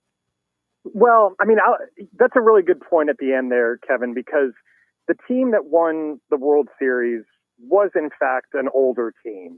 It was Scherzer and Strasburg and Zimmerman and, bit pieces like a Drupal Cabrera. Yes, Soto was on that team. Yes, Victor Robles was on that team. But by and large, that was an expensive veteran core. And by the summer of 2021, when that group was pretty much still together and they weren't performing well, they got to the deadline and made the difficult decision to trade almost anything that wasn't nailed down, but leading the way with Trey Turner and Max Scherzer to the Dodgers. So there was a baseball kind of chronological evolution that old roster was going to eventually crumble. Underneath that are 2 very, very important layers. One is that the drafts that the Nationals did from 2012 to 2021 just did not pan out and impact major league players, both that they could use for their own selves and that they could use in trade. Yes, Lucas Giolito was used in a trade for Adam Eaton that helped them win a World Series. Yes, Jesus Luzardo, pitcher, was used in a trade that brought them Sean Doolittle and Ryan Madsen that were very important relievers for them. But by and large, they did not produce year after year guys that were going to come through their system that could either be used as trade chips or make an impact on the major league roster. Then go beyond that. And really at the core of this is you come out of the pandemic in 2020, the Lerners commercial real estate business was hit hard. I shouldn't say it that way. Commercial real estate businesses in the United States at that time were hit very hard. Do I know specifics about the Lerners?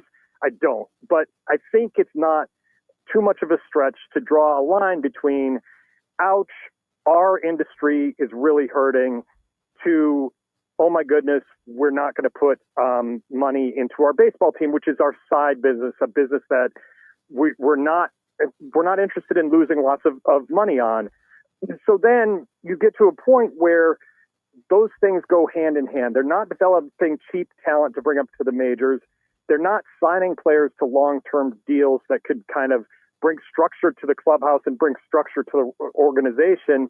Rizzo's compromised because not only are they not spending on major league payroll, but they're not spending on building up his front office, his scouting department, his player development department. He's trying to do more with less, and the results are less across the board. So when I say it's many layered, I think it's many layered. They're all related, and owners can't be fired, so they fire the people that failed to do more with less. Would things be any different if Ted Lerner were still alive and able to, make an impact on the operations of the baseball team? So I think the answer has to be yes. How, I'm not sure, but certainly in the process of how the Lerners come to decisions. It's been very difficult, is my understanding, since Ted Lerner's death in 2023, for the next generation, which is Mark, his son, Deborah Cohen, one of his daughters, Marla Tannenbaum, his other daughter, and then the two sons-in-laws, Ed Cohen and Bob Tannenbaum. They don't always see eye to eye on stuff.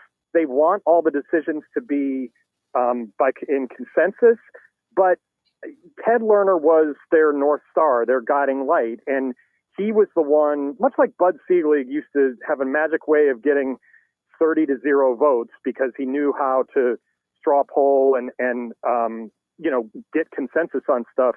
Ted was the guy who did that. He was the self-made man, and he was a really powerful presence for them.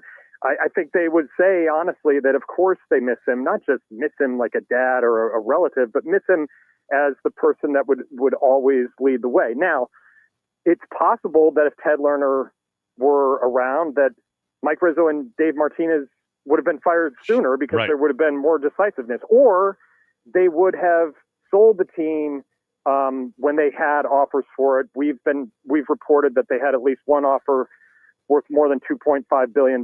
Like, would he have said, yes, that's enough, let's do this, and they would have gotten out? I don't know the answers to any of those questions. I think they're probably unknowable, but I think you can say with some degree of confidence that if Ted Lerner had lived, something would be different because he was the director of the orchestra. Refresh my memory. When was that $2.5 billion offer made? Was it before they actually were thinking about selling the team? No. It was during that process. During that process when they said, look, we're exploring options to sell. And they'll say to this time, like, we weren't always going to sell. And Mark Lerner told me, I think that got kind of blown out of proportion. That's not true. They were happy to sell if they got the right number. We know, and I've said this a million times and in a million places, like, the Lerners operate that if they think something is worth X and you offer X minus one, they will not sell to you. So I don't know for sure what the number they want is, but I have been told by people who know the process that 2.5 wouldn't get it done. And that's kind of staggering given that Steve Cohen bought the Mets for $2.35 billion. Yeah, no doubt. And to your point, you wonder whether or not the price they were looking for was $2.51 billion.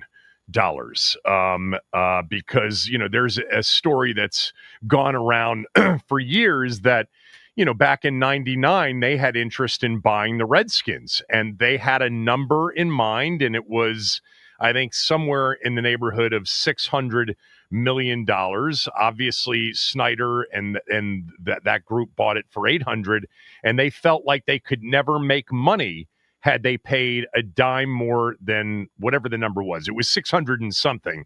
Think about where they would be had they made the purchase. By the way, it would have probably rewritten the last quarter century as far as the football team goes as well. Look, you said something about the draft from 2012 to 2021, and we've heard this a lot as it relates to Mike Rizzo and the reason people think it's justifiable as to why he was let go is his inability to draft and then develop what they drafted. Was there, Barry, a consistent reason or theme for the bad drafting year after year? Well, I mean, Rizzo empowered his minor league teammate, Chris Klein, who was a scout with him in Arizona, to be his scouting director here.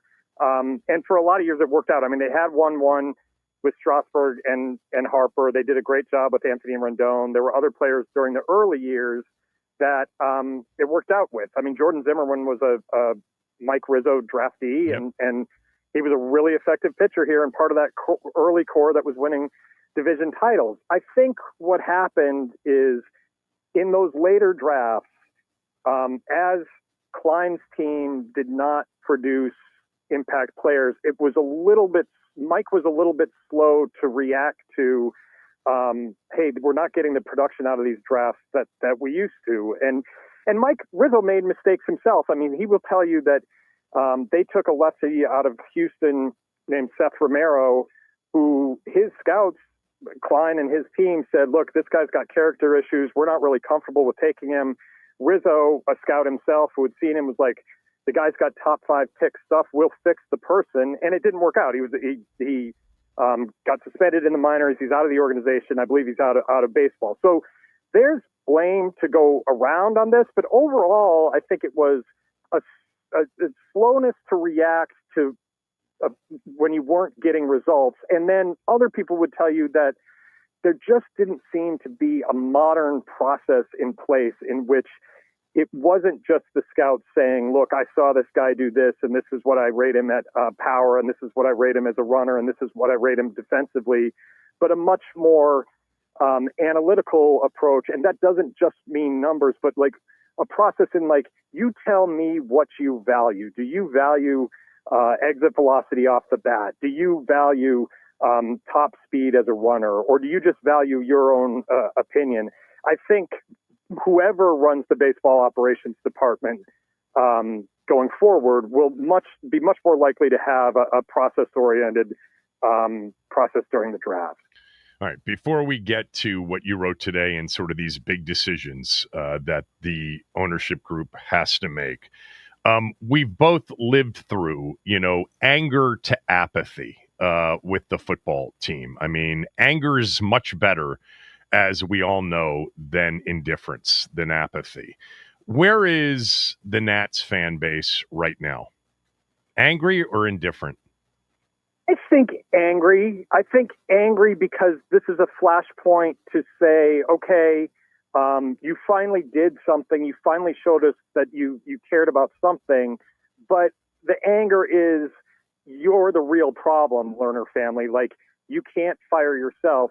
What are you going to do about this? And I think, part of what I wrote today about, since Stan Kasten leaving in 2010, never having a team president, like, this situation screams for someone to stand up and say, not just in a statement, here's what we did, here's why we did it, here's how we expect to move forward, here's how much we care, here's how much the losing hurts us, and here's how much we're listening to you about the reasons you don't want to buy tickets to our lousy products. Like, that doesn't have to be Mark Lerner, who is not really comfortable speaking publicly.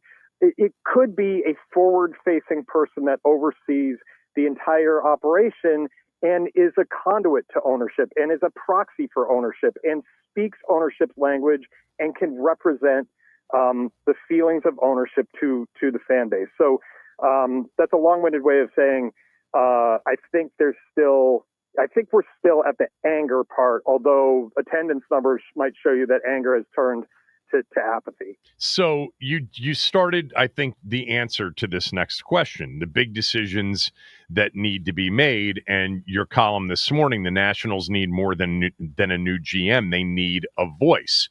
So is that voice a team president / Stan Kasten-like hire? I think it is. And frankly, Kevin, I don't think it should be an internal one. I think something that's happened here, and go back to Kasten's departure in 2010, like, they left that void. They actively kind of said, what do we need a team president for? And that left Mike Rizzo often to answer questions that he had no business answering, like stuff to do with Masson or questions about payroll and ownership. Like, he ran the baseball operations department. There should be somebody else there who can answer the, one step above those questions, the kind of umbrella business and baseball. So part of my picking apart their or complaints about their processes are they've had a number of people leave in the past couple of years, people in communications, people in philanthropy, people in business, people on the legal side. Like, there's been some drain in personnel from all angles of the front office.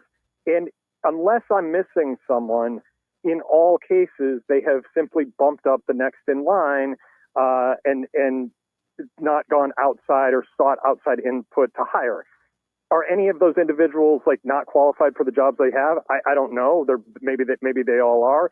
But I think that not looking outside shows a lack of curiosity and a lack of wanting to find out what the industry standards are and bring in the best and brightest from all over the place and make this place a destination, not just a place where like you just shuffle around people when they leave and it doesn't get any energy and new thoughts from external sources. Of the 30 major league teams, do you know how many of those 30 have, between the general manager and ownership, a team president or, something resembling that title? I should know that, and I don't. I mean, Kasten works in a very similar position as he did here in LA and serves as kind of the point person for ownership. But I don't, the answer to your question is I don't know the number. I just know that with this franchise, that has been lacking. And Kevin, that position is not as important in a place where the ownership is engaged and actively talking with the fans. Steve Cohen probably doesn't need a president the same way that the Nationals do because right. He is out there wearing a Mets hat saying, oh my gosh, we're more disappointing than I thought. And I'm surprised by this. I'm going to work hard to help the baseball operations people get this fixed. That's a different role than the learners want to play. So let's just say that you're right, and I think you probably are, that should be the move based on the way they own this team. Could they attract anybody of high quality to that position? Fascinating question. And I think this is true for both baseball operations and if they wanted to hire that kind of person. Like, these are not just candidates who will be interviewing to try to become a leader with the Washington Nationals. These should be and have to be two-way conversations where the learners sit down and say, hey, we're interested in what you think of the current operation, how you would make improvements, what your vision is. And that person would have to say, okay, learners, I'm interested in if I say we need X, Y, and Z for the front office in personnel and in analysis in technology, are you going to back me? Are you going to fund me? Is this going to be, or am I going to have to do this on a shoestring? Because if you're not committed to building it to my vision, then I'm not committed to coming here. So that goes for a theoretical team president, and it certainly goes for the president of the baseball operations, a general manager. So how do you think this group will react to conducting an interview in which maybe they're being interviewed at the same time? I mean, I think if they are still interested in owning this team, which they say that they are, then they have to acknowledge that it hasn't worked for several years, and they have to be open to new ideas and not be scared to do something that they haven't done in the past.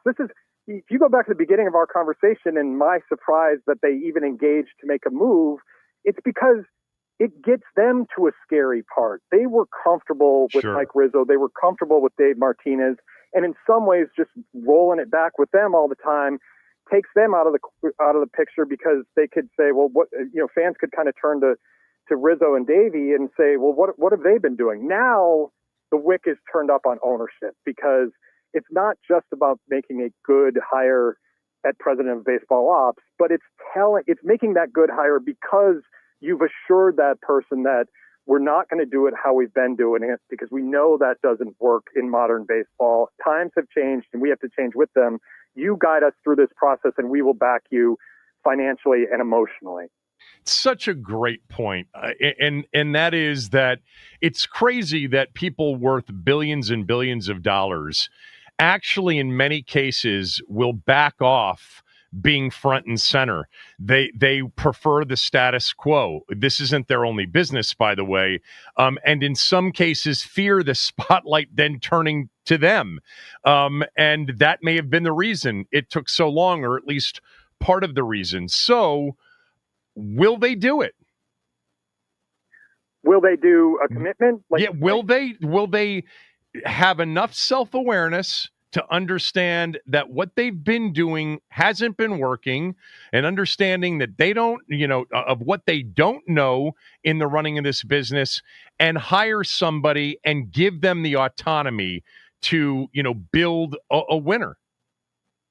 I'm not sure, Kevin. I mean, I just don't know because there's no evidence that they've done it that way before, and because they haven't taken questions, and we're about to talk to Mike DeBartolo, so maybe he'll have some insight on his conversations with ownership since Sunday night, but they haven't taken a question like, what are you committed to? If a candidate comes to you and says, okay, put major league payroll aside, I need these resources throughout our minor league system, I need these resources in our major league front office, will you fund that?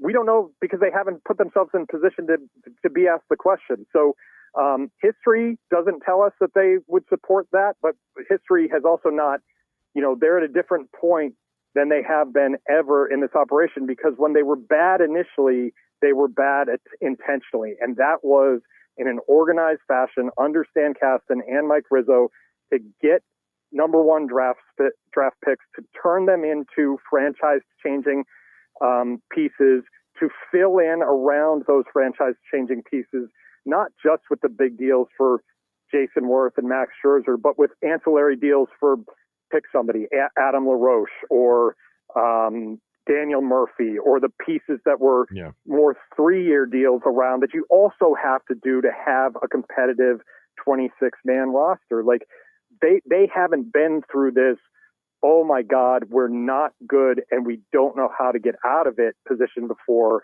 So it's really, in a lot of ways, the first time that they've had to be open to really mind-changing foundational shifts in how they do things. Right. That was Barry's Verluga with me the other day. Shortly before that, Mike DeBartolo, new interim general manager, press conference. But some interesting thoughts from Barry, and we'll see how this franchise proceeds when this season is over. All right, up next, Warren Sharp. His 2025 NFL preview book is out. We'll talk a lot about it, and specifically, we'll talk a lot about our team and its quarterback. We'll do that right after these words from a few of our sponsors. You're listening to the Kevin Sheehan Show on the Team 980, theteam980.com, and you can also download the Odyssey app or watch us on our Team 980 YouTube stream. Like us and subscribe to it when you get there.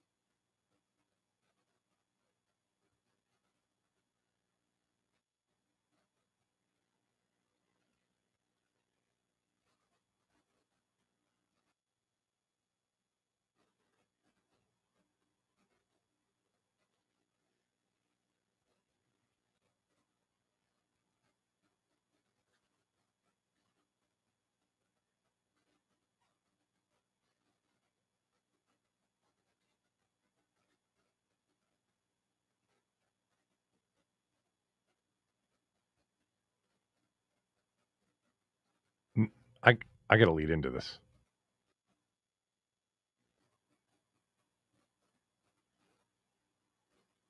Warren Sharp has been writing about the NFL for a long time. We have him on basically every year before the season starts. He's got a 2025 NFL season preview book that's out. I mean, many, many pages on each of the 32 teams. He does such a great job with it. And I had him on my podcast yesterday. We talked a lot about not only our team, but the rest of the league as well. Here's how it went.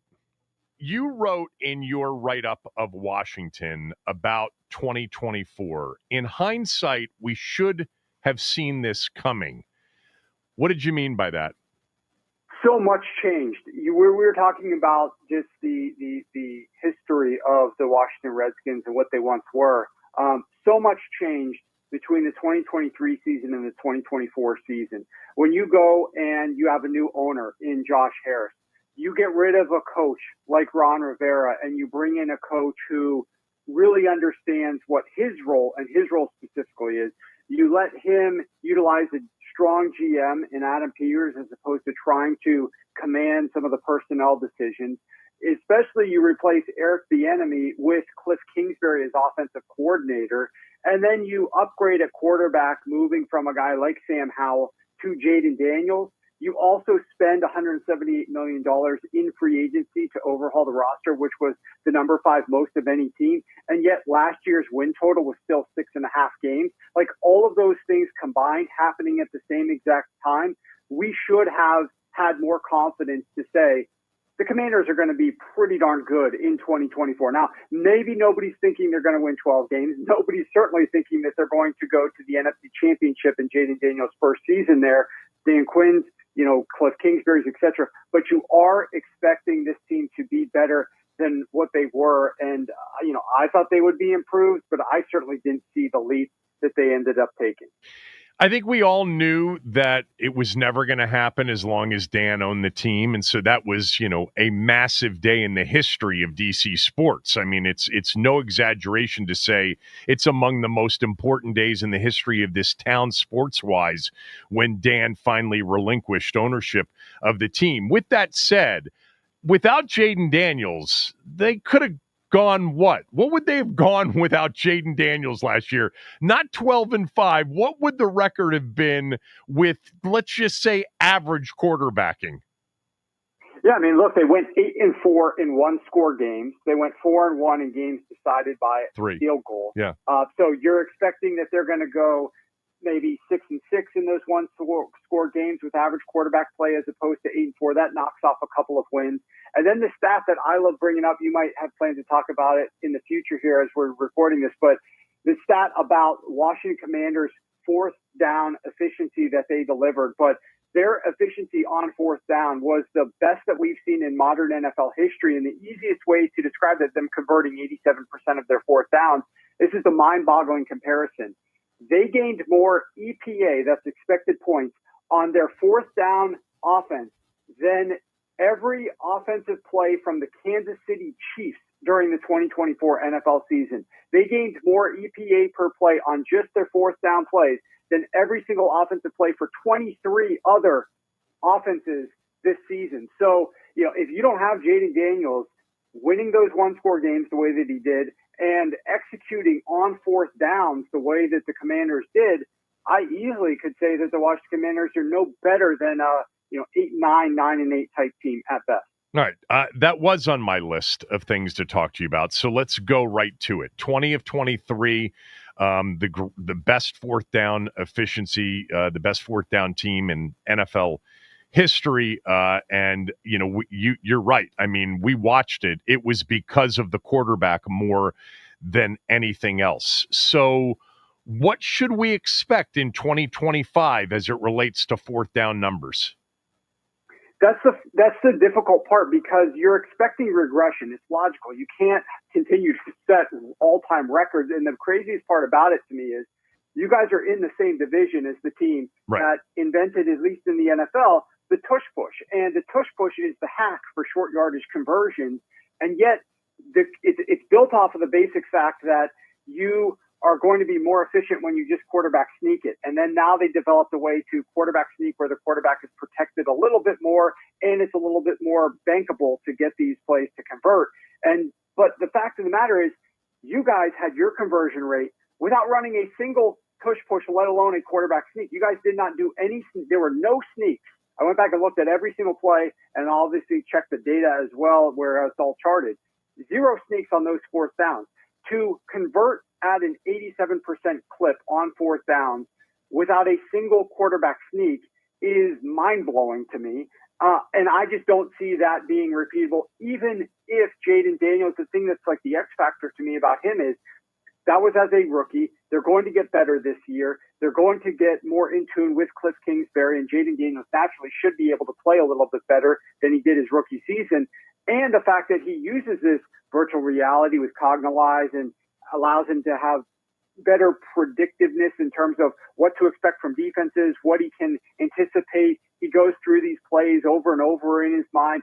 Not all the teams and the quarterbacks are using that around the NFL. And so it does give the Commanders and Jaden Daniels a little bit of an extra edge. So in those steps, I think that they are going to regress, but they're still going to have a higher floor than some other teams just because I think the creativity offensively that they bring to the table is going to be there. The thing that I think gets confused by maybe it's some Commanders fans or maybe it's just fans outside the NFL when they looked in and saw those highlights of the Commanders converting on fourth down, keeping a drive alive and scoring a game-winning touchdown, etc., is the fact that everybody assumed like that Dan Quinn was just this massive gambler. But the fact is the Commanders weren't going for it on fourth down at ridiculously high rates or even higher rates than they had been in the prior several years. They were going for it on just a standard rate, but they were just really excellent at converting them. And so if they're not going to go for fourth downs at a ridiculously high rate and their fourth down conversion rate falls back a little bit more to earth, I think what you guys are going to have to emphasize a little bit more is being more efficient on early downs to try to stay out of some of those fourth downs, because I just don't see any way that you could sustain that in 2025. Well, I'm glad you didn't give the answer that a lot of people who clearly never took a statistics or probability of math class where you say, well, it'll regress to the league mean. No, when you said they have a higher floor, it's a completely different situation with Jaden Daniels at quarterback. And 20 out of 23 seems unlikely, of course. But there's no discussion about some sort of league mean on fourth down when you have Jaden Daniels compared to almost anybody else. You know, I wanted to ask you real quickly, and it wasn't in my plan. I've said something about the tush push for the last year or so, and I'm curious as to what you think. I think they're losing a lot of yardage and a lot of big play opportunities, especially with Saquon Barkley in the backfield, by going tush push in these third and shorts and fourth and shorts. What do you think? Well, they certainly have a cap on the total yards that they could gain on a play like that. We saw Jaden Daniels at times, run a quarterback option or something like that and turn instead of just gaining 1 or 2 yards, he's gaining 29 yards on a play.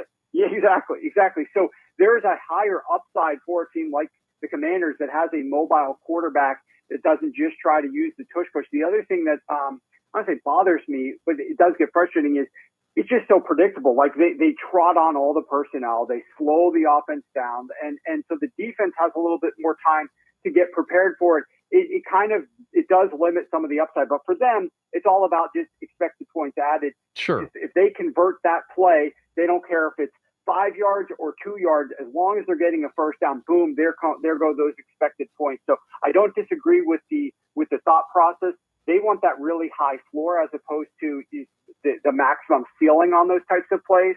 But the Philadelphia Eagles, they ran into problems last year. They had more third down attempts than, I want to say it was the number 2 or 3 most third down attempts of any team in the NFL. Now, naturally, they were having more third downs because they were up in games and they were playing slower and inefficiently on early downs in the fourth quarter, and they were just trying to convert on third downs. But some of the Philadelphia Eagles mentality is that we're so good in these tush pushes, it's okay if we get to these third and short, fourth and short situations, we will go for it. And it's not allowing them to be as explosive as they need to be on the early downs to try to bypass those third downs entirely. So their offense is going to be lacking, and I'm very concerned with how it looks without their old offense coordinator, Kellen Moore, this upcoming season. On my list also, with respect to last year versus this upcoming year, is something you already referenced, which is 4-1 in games decided by 3 points or less, 8-4 last year in one-score games. Jaden literally strapped the team to his back, in so many of those situations and led them to a victory. Hell, they would have had another one potentially against Dallas late in the year if they hadn't missed the extra point when he threw an 85-yard touchdown pass to Terry McLaurin, which may have been as much of a miracle play as the Hail Mary was against the Bears. But what do you say about their ability to continue to be a team that excels in, close games in 2025? Well, I think Jaden Daniels was really strong in some of these key high pressure situations. And that comes from, at such a young age, is remarkable, but that does come from all the mental reps and the training that he's doing to set him up for these situations. And then, when the play caller sees the confidence of his quarterback and his ability to execute, that gives the play caller a little bit more ability to say, hey, we could do a little bit more here. We could try to be a little bit more aggressive in these moments. The thing about the Commanders that's going to be important for them to really try to stick to in 2025 that they were good at, but I don't know how much of it just came sort of naturally, is the ways they were winning some of these one-score games. Everybody remembers like the remarkable comebacks, which they were known to, the Hail Mary against the Chicago Bears, etc.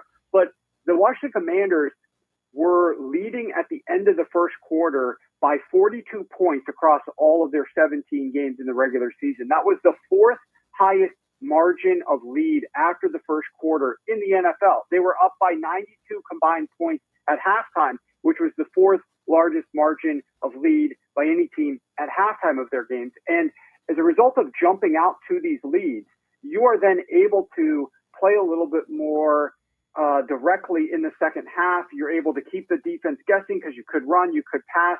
And so you're in a moment, you're playing from a position of strength in the second half to ensure that you are going to have a better odds to win the games, and probably as a result of those one-score games. I would venture to say, though I don't have the data at my fingertips, that in the games that they were coming from behind and playing from behind, that's not amounting to the vast majority of the games that they won by one score. The games that they won by one score is where their opponents were down by 10 points or 13 points and scored a touchdown or made a field goal late to pull it to within one score. But the Commanders actually were doing okay there in the fourth quarter.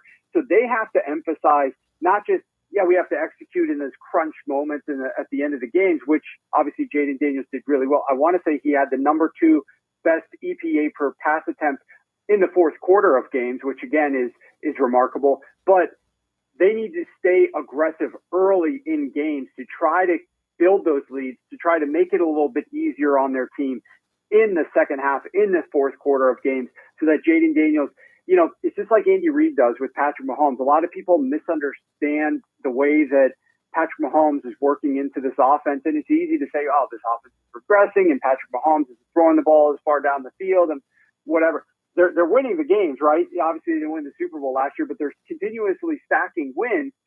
The goal of the play caller is to make life as easy as possible on the quarterback. He could put a much larger amount of stuff on Patrick Mahomes' plate. He could ask Patrick Mahomes to throw the ball further down the field. He could ask Patrick Mahomes to run the ball more. He could ask Patrick Mahomes to do a lot more with his arm. Instead, he tries to make it easier, throw the ball underneath, higher completion passes, don't get hit, let's get the ball out of your hands quicker. He's doing that to keep Patrick Mahomes healthy and on the field, and as long as they're winning games, that's at the end of the day all that matters. So we don't necessarily want Jaden Daniels to have to go out there and be in all these fourth quarter situations where he's needing to win these close games at the buzzer. What we would rather have him do is play efficiently early in games, like they were doing for a large extent of this season last year, having that success early on in the game so that it's easier for him and it's easier for Cliff Kingsbury to call plays for him in the fourth quarter. Yeah, and a lot of that will likely rest on whether or not they're improved defensively. I'll get to that in a moment. I want to focus on Jaden Daniels right now for a moment, and I want where you think he ranks among all the quarterbacks in the NFL? Where do you have him? Well, he's clearly at the upper echelon of all the younger quarterbacks. We ranked in our book, all the quarterback rooms across the NFL. And you might be surprised, but we have the Jaden Daniels 7th in terms of this quarterback room and where they rank within the NFL. In terms of production, on-field production and scoring, yesterday on my Twitter account, tweeted out, a lot of people think that this is just how good of a quarterback are you. Really, it's more so what you're going to be producing from a fantasy points and yardage perspective, from a fantasy perspective. But we have him in the top tier of the NFL, along with Josh Allen and Lamar Jackson and Jalen Hurts. So he's right there as the top tier quarterbacks from a production standpoint this season. But from an overall football acumen standpoint, we have him 7th. And I think that that's a fair ranking for Jaden Daniels. I think the Commanders, it's a great time to be a Commanders fan, obviously with this new leadership trying to go back to bring some of the memories from the prior regime into play. And also you now have that franchise quarterback, which is more important than anything, which is something that like a team like the Pittsburgh Steelers just absolutely cannot grasp or understand why that's the most important thing. They're sitting here trying to produce winning records and make it to the playoffs, and they'll lose in the wild card round, and Aaron Rodgers is going to change that probably in 2025. You guys have the right direction. You now have several more years on a cost-controlled rookie deal with Jaden Daniels, and it's more than ever now with the way that the salary cap keeps rising, and that's not going to change. Easier to pay these quarterbacks and still build a roster around them. So when the time comes in several years, you will be able to do that. The key is simply finding this quarterback. And in your case as well, the key is keeping that quarterback healthy so that he can be productive.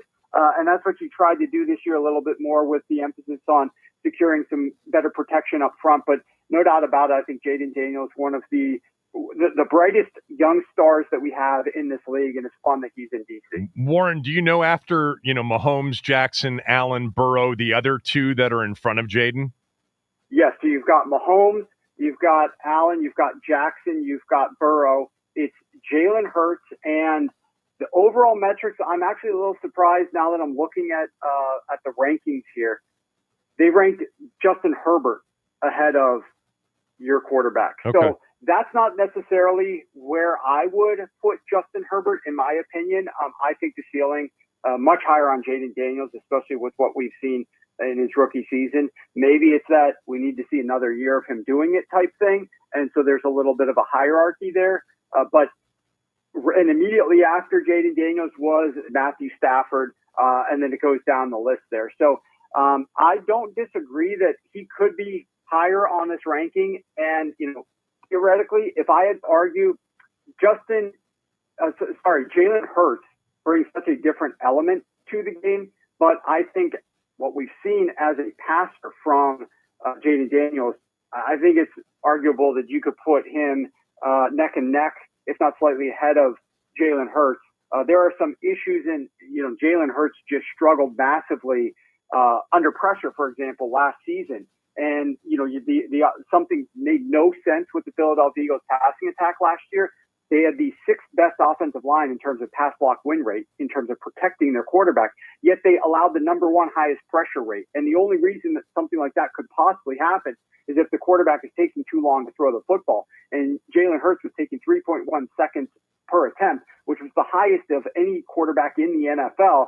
Thus, he just allowed too much pressure. And when he allowed that pressure on those dropbacks, he was terrible throwing. One of the worst quarterbacks in the NFL throwing against pressure last year. This is where I think Jaden Daniels, with that quick processing time of his, getting the ball out quicker and having more success when he is under duress, would give him the edge over a quarterback like Jalen Hurts. No doubt. What's interesting about that, what you said about Hurts is that he didn't necessarily deal with physical pressure well, but the big game pressure he's always dealt with well. He's always performed at his best with sort of the mental pressure associated with an important game. I talked about this a few weeks ago on the show when you first put it out. Tell everybody about Washington's net rest disadvantage and how it might impact them in the upcoming season. It's always a challenge because this is what the NFL gives you. They're the ones who give you the rest advantage or rest disadvantage because they lay out the schedule. They don't pick who you play. They pick when you're going to play them and how much rest that opponent might have heading into the game as compared to what you have. And you have the number 3 worst net rest edge of any team in the NFL this upcoming season. What does that mean? Well, it means you're going to play 5 teams that have over a week to prepare for you, which is the second highest total of any team in the league. You're going to play 4 games where you're on less rest than your opponent is, which is the third highest total of any team in the league this year. You're facing an NFL high 3 teams off of a bye, week 6 versus the Bears, week 9 versus the Seahawks, week 15 versus the Giants. All of those teams are on a bye prior to when you're going to be playing them. Obviously, not to mention the fact that you do have to travel. This doesn't include the travel for your international game, etc. So there are some things that your guys are going to have to overcome this year that that have not gone well for many teams. Statistically, although the league and you talk to and listen to what some of their scheduling gurus have to say about laying out the schedule, and they try to say that rest doesn't matter, but for people that bet on other sports like NBA, when you get multiple road trip teams on road trips who come back home or are playing on shorter versus longer rest, that's been like an age-old way to handicap certain spots, situational spots.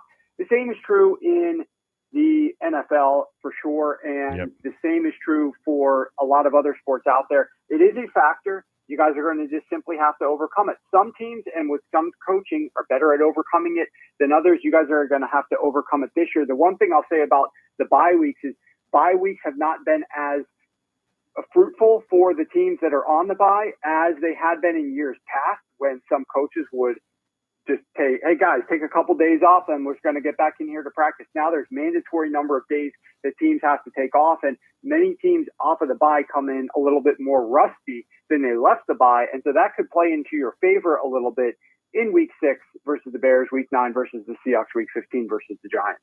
Interesting. That's an interesting part of it, that the bye week where you're at a disadvantage, but playing against teams coming off byes, which is a longer net rest disadvantage, or more significant, that because teams may come in rusty, it may not mean what it used to mean. Yeah. All right. I'll tell you this. Yeah. This real quick thing, that I would rather play a team off of a bye, which is like 7 days of rest, than I would play a team off of 3 or 4 days of rest. The data has shown that teams with 3 or 4 days of rest perform better than teams with 7 days of rest. And this season, though you guys do play 3 teams that are off of a bye, meaning you have 6 or more days of rest disadvantage, when you look down at the 3 to 4 day rest spots, you don't play any opponent that is off of 3 or 4 days of rest, but you play 2 games where you have 3 or 4 days of rest edge over your opponent. That's week 3 versus the Raiders, which is a really interesting game, by the way. If you look at what the Raiders are dealing with prior to coming out for that week 3 game at a massive disadvantage in week 3, which rarely will a team be playing 4 days rest disadvantage. They are going to play Monday Night Football game. I believe it's at home in week 2. And then they have to travel to play you guys who are off of a Thursday game. So you have 3 days extra rest. They have a short week. They're playing at 1 o'clock on the East Coast. Really good schedule spot for you there. And then you also have 3 days of rest edge week 18 against the Philadelphia Eagles to close out the season. That's interesting. So you'd rather be playing a team off a bye week rather than playing a team that had played the previous Thursday night, as an example. Yeah. That's 100%. Yeah, that's interesting. All right. I think the biggest concern we have as fans of the team is the defense. It was not very good last year. It was really, really rough against the run in particular. And yet, Jaden continued to just overcome it with, late drives to win games. Defense is variable year to year. Give me a reason why we should be a little bit more optimistic about this team defensively in 2025. Well, that's challenging because I would tend to err on the side of I would be a little bit more pessimistic. So I'll have to argue against my own thought process here. Okay.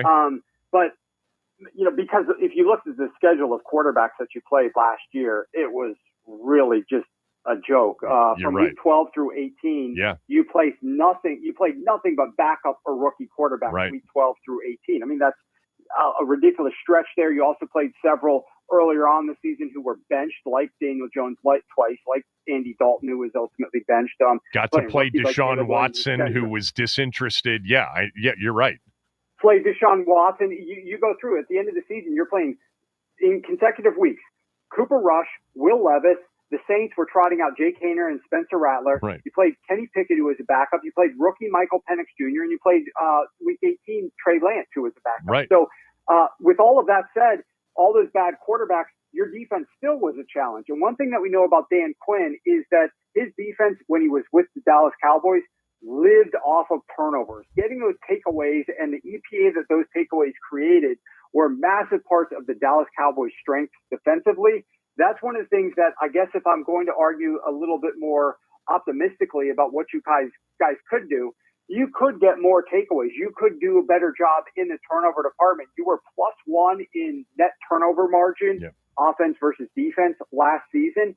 Dan Quinn's defenses historically were much better than that. They were taking away the ball more than just 17 times, which is what your defense had last year. You need to get more interceptions, which you only had 7 of them in total last year, despite playing all those horrible quarterbacks that we were just discussing. So I think that there could be room for some positive takeaway regression to come your way with the way Dan Quinn coaches up his defense. But I mean, from a personnel perspective, you're going to be playing a much more challenging schedule. When you look at page 3 of the team chapter, I show that the Commanders' schedule is going to be getting more difficult on both sides of the football. So you're going to be going up against better offenses this upcoming season.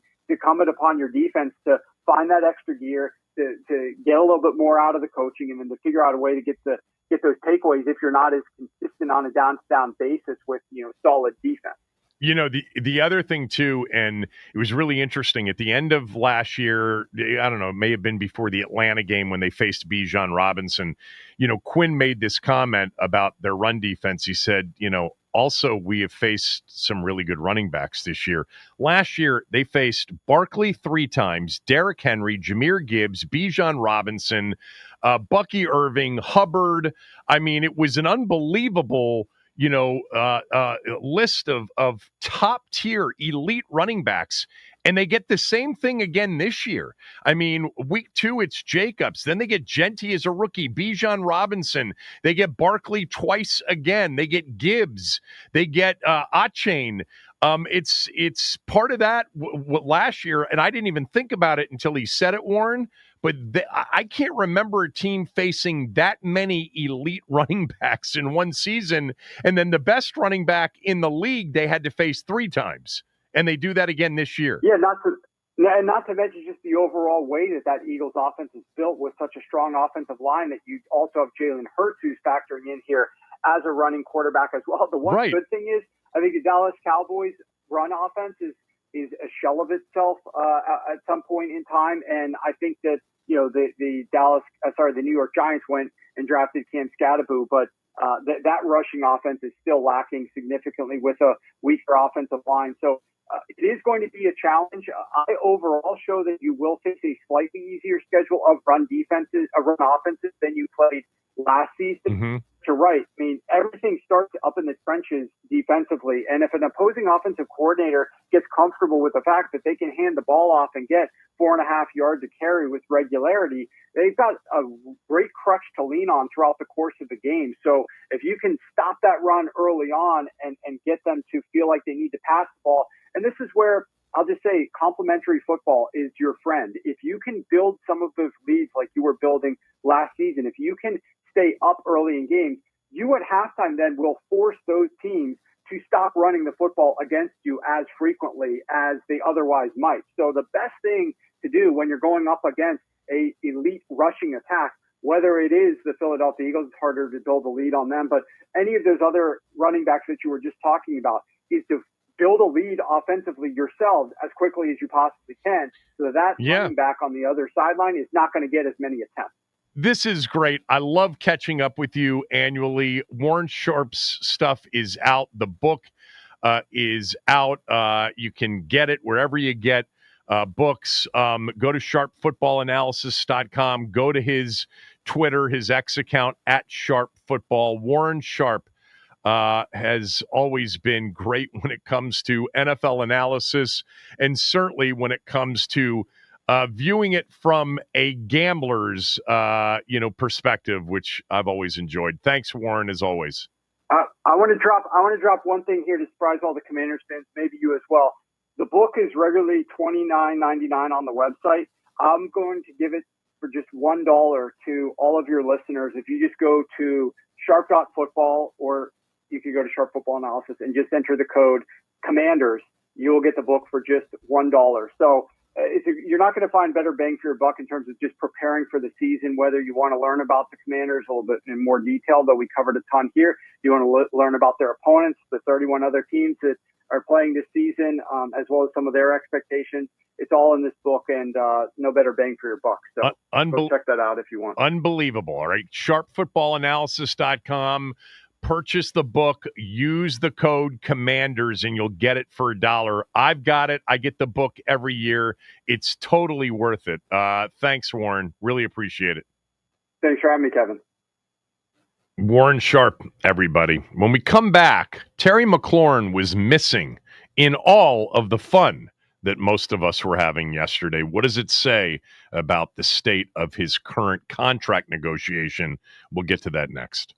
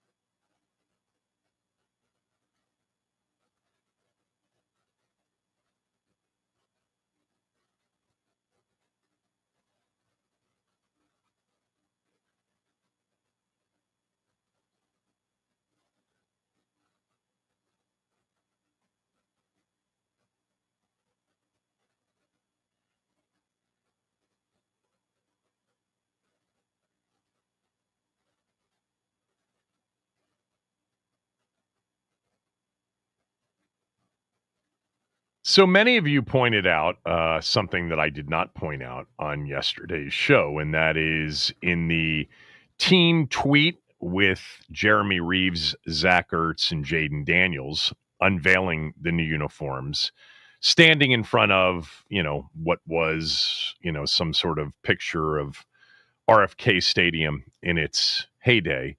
You guys pointed out that neither in that picture nor in the video the team put out, and the team put out a couple of videos using players past and present, including one that was super present with Frankie Louvu, Jeremy Reeves, Jaden Daniels, Bobby Wagner, and Zach Ertz, that missing in action was Terry McLaurin. Are you guys just, joining the conversation of Terry not being under contract and being in a contract dispute with the team? What's interesting about this is that I think the easy answer here is obviously Terry's not going to be thrilled when they say, hey, would you like to come in and participate in a hype video for the new alt uniforms, which our fans are going to go nuts over, and it would be awesome to have you involved in the video or in the actual picture. Look, I'm surprised they picked, a quarterback. They picked Zach Ertz. They picked Jeremy Reeves. Interesting in terms of the other two players for the picture of the new uniforms, fit for old DC, weaving past and present. We're adding back the Super Bowl era threads to our uniform rotation. There's not even anything that significant with the numbers of like the jersey numbers. It's Jaden Reeves. Okay, Reeves special teams, and then they went with Ertz. Why not a defensive player as the other player? But if Terry had been under contract with a brand new spanking $33 million a year, $60 to $70 million guaranteed deal, would he have been in these videos and pictures? Yeah, I'm sure he would have. I do think, it's one of those things where if you're Terry, because of the relationship you have with the fan base, because there is a possibility that we're going to get to July 22nd, 12 days from now, and have a holdout situation on our hands, and people are going to take sides. We talked about that earlier in the week.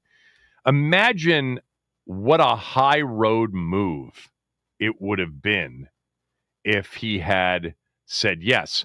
By the way, I'm assuming that he was asked.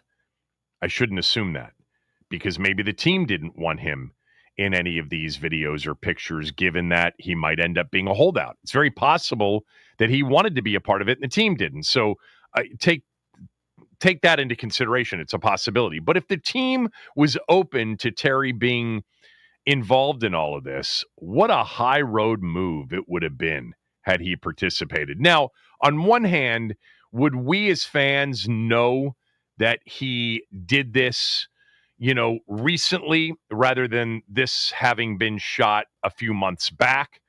And, the contentiousness hadn't necessarily started to bubble up. I don't know. But I get it from a team standpoint and from his standpoint. But if the team was willing to have him involved, it would have been one hell of a, hey, I'm in it for the team, but I'm in it for you guys, the fans as well. And it would have probably won over a lot of people. Not that he needs to win over anybody because he's pretty popular in his own right. So,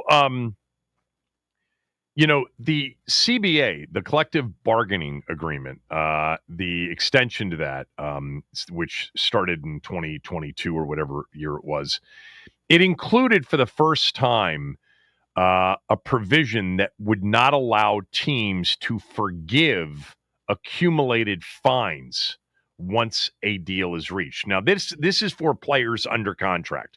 So anybody that's under contract that misses anything mandatory, mini camp, and then, of course, training camp, the fines, and they are steep when you get to training camp. Look, Terry, I went back and did the math on this. By skipping mini camp, he subjected himself. Now, it depends on how many days technically Washington held a mini camp, but he subjected himself to as much as $104,000 to $105,000 in fines that the team cannot forgive.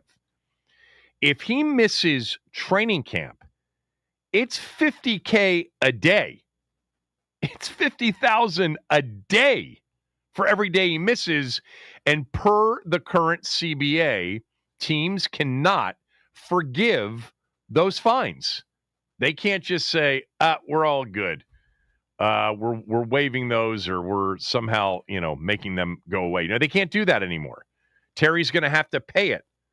Or, I guess they could just add to the contract extension when they get it done the number of days that he did not report to camp and the amount that he was fined. They could get around it that way, I would assume. But yeah, you cannot forgive fines anymore. $50,000 a day for what they call unexcused absences during training camp. And that's what's led to in recent years what they call a hold-in. Instead of going full holdout, the players actually report. It's a bit of a CBA loophole. They report, but they don't take part in any of the practices or any of the team activities until the contract is created or put together, the extension settled. And because the player is in the building, even though he's not taking part in any of the activities, he avoids the fine. So Terry's pretty smart. I would assume, although he didn't show up for minicamp, we know that.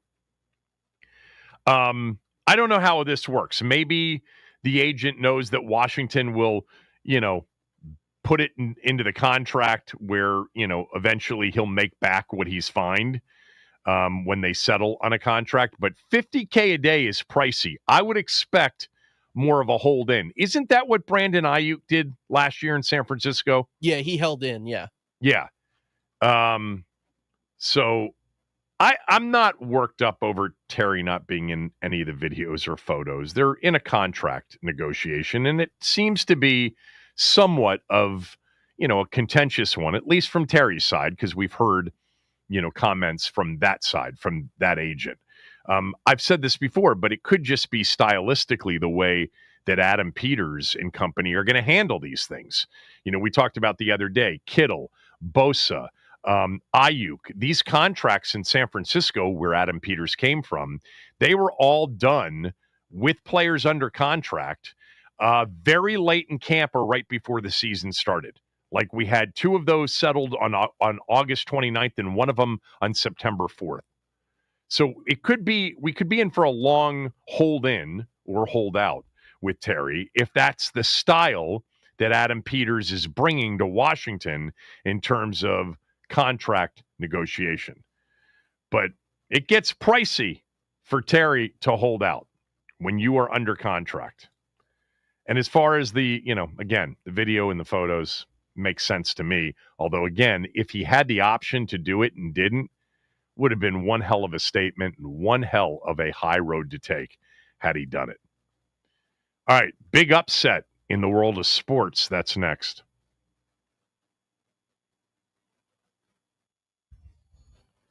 All right, Wimbledon action is going on right now as number one in the world, Arina Sabalenka, falls to American Amanda Anisimova in the semifinal. She will take on the winner of Switzerland's Belinda Bencic, taking on Poland's Iga Swiatek. And right now, Iga Swiatek is up 1-0 and currently leads the second set by a score of 3-0. Terry McLaurin is wide receiver posting in a cryptic Instagram post this morning containing the lyrics, "I wake up and go get that cake. I ain't the type to relax." Begs the question, could we be closer to an extension than we previously thought? And NBA Summer League action gets underway today at 3:30. Pelicans Timberwolves tips off at 3:30, as I said before. And the Wiz Kids have an extra day off today and will take on the Phoenix Suns tomorrow at 9 p.m. And the Nats, they get their first win of the Miguel Cairo era with an 8-2 victory over the Cardinals. Bats came alive at opportune times for the Nats. They blasted 3 balls out of the yard. Mackenzie Gore picks up the win with 7 strikeouts and only giving up 1 earned run. They close out their series tonight versus St. Louis at 7:45. Nats on deck with Charlie and Dave at 7:15 on The Fan. This update is sponsored by the Team 980 YouTube page. Just open the app, type in the Team 980, hit subscribe. Kevin Sheehan is live from 10 to 1, and Craig Hoffman from 4 to 7. Don't forget to like the streams and turn on notifications to stay up to date on all things DC sports. And that is what's trending.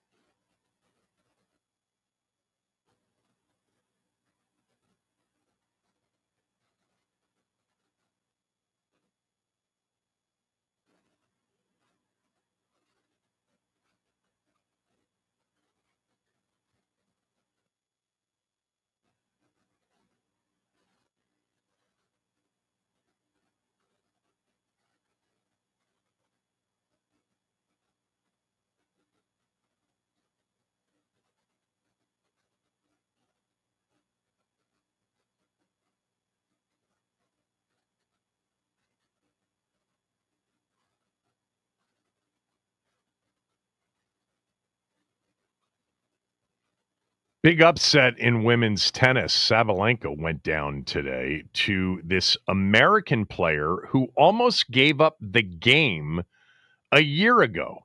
Haven't we heard that recently in sports? Didn't JJ Spawn nearly quit golf a year ago before winning the U.S. Open this year? And today, Amanda Anamasova, who is an American with Russian parents, they emigrated in the late 90s, upset the number one seed Sabalenka 6-4 in the third set.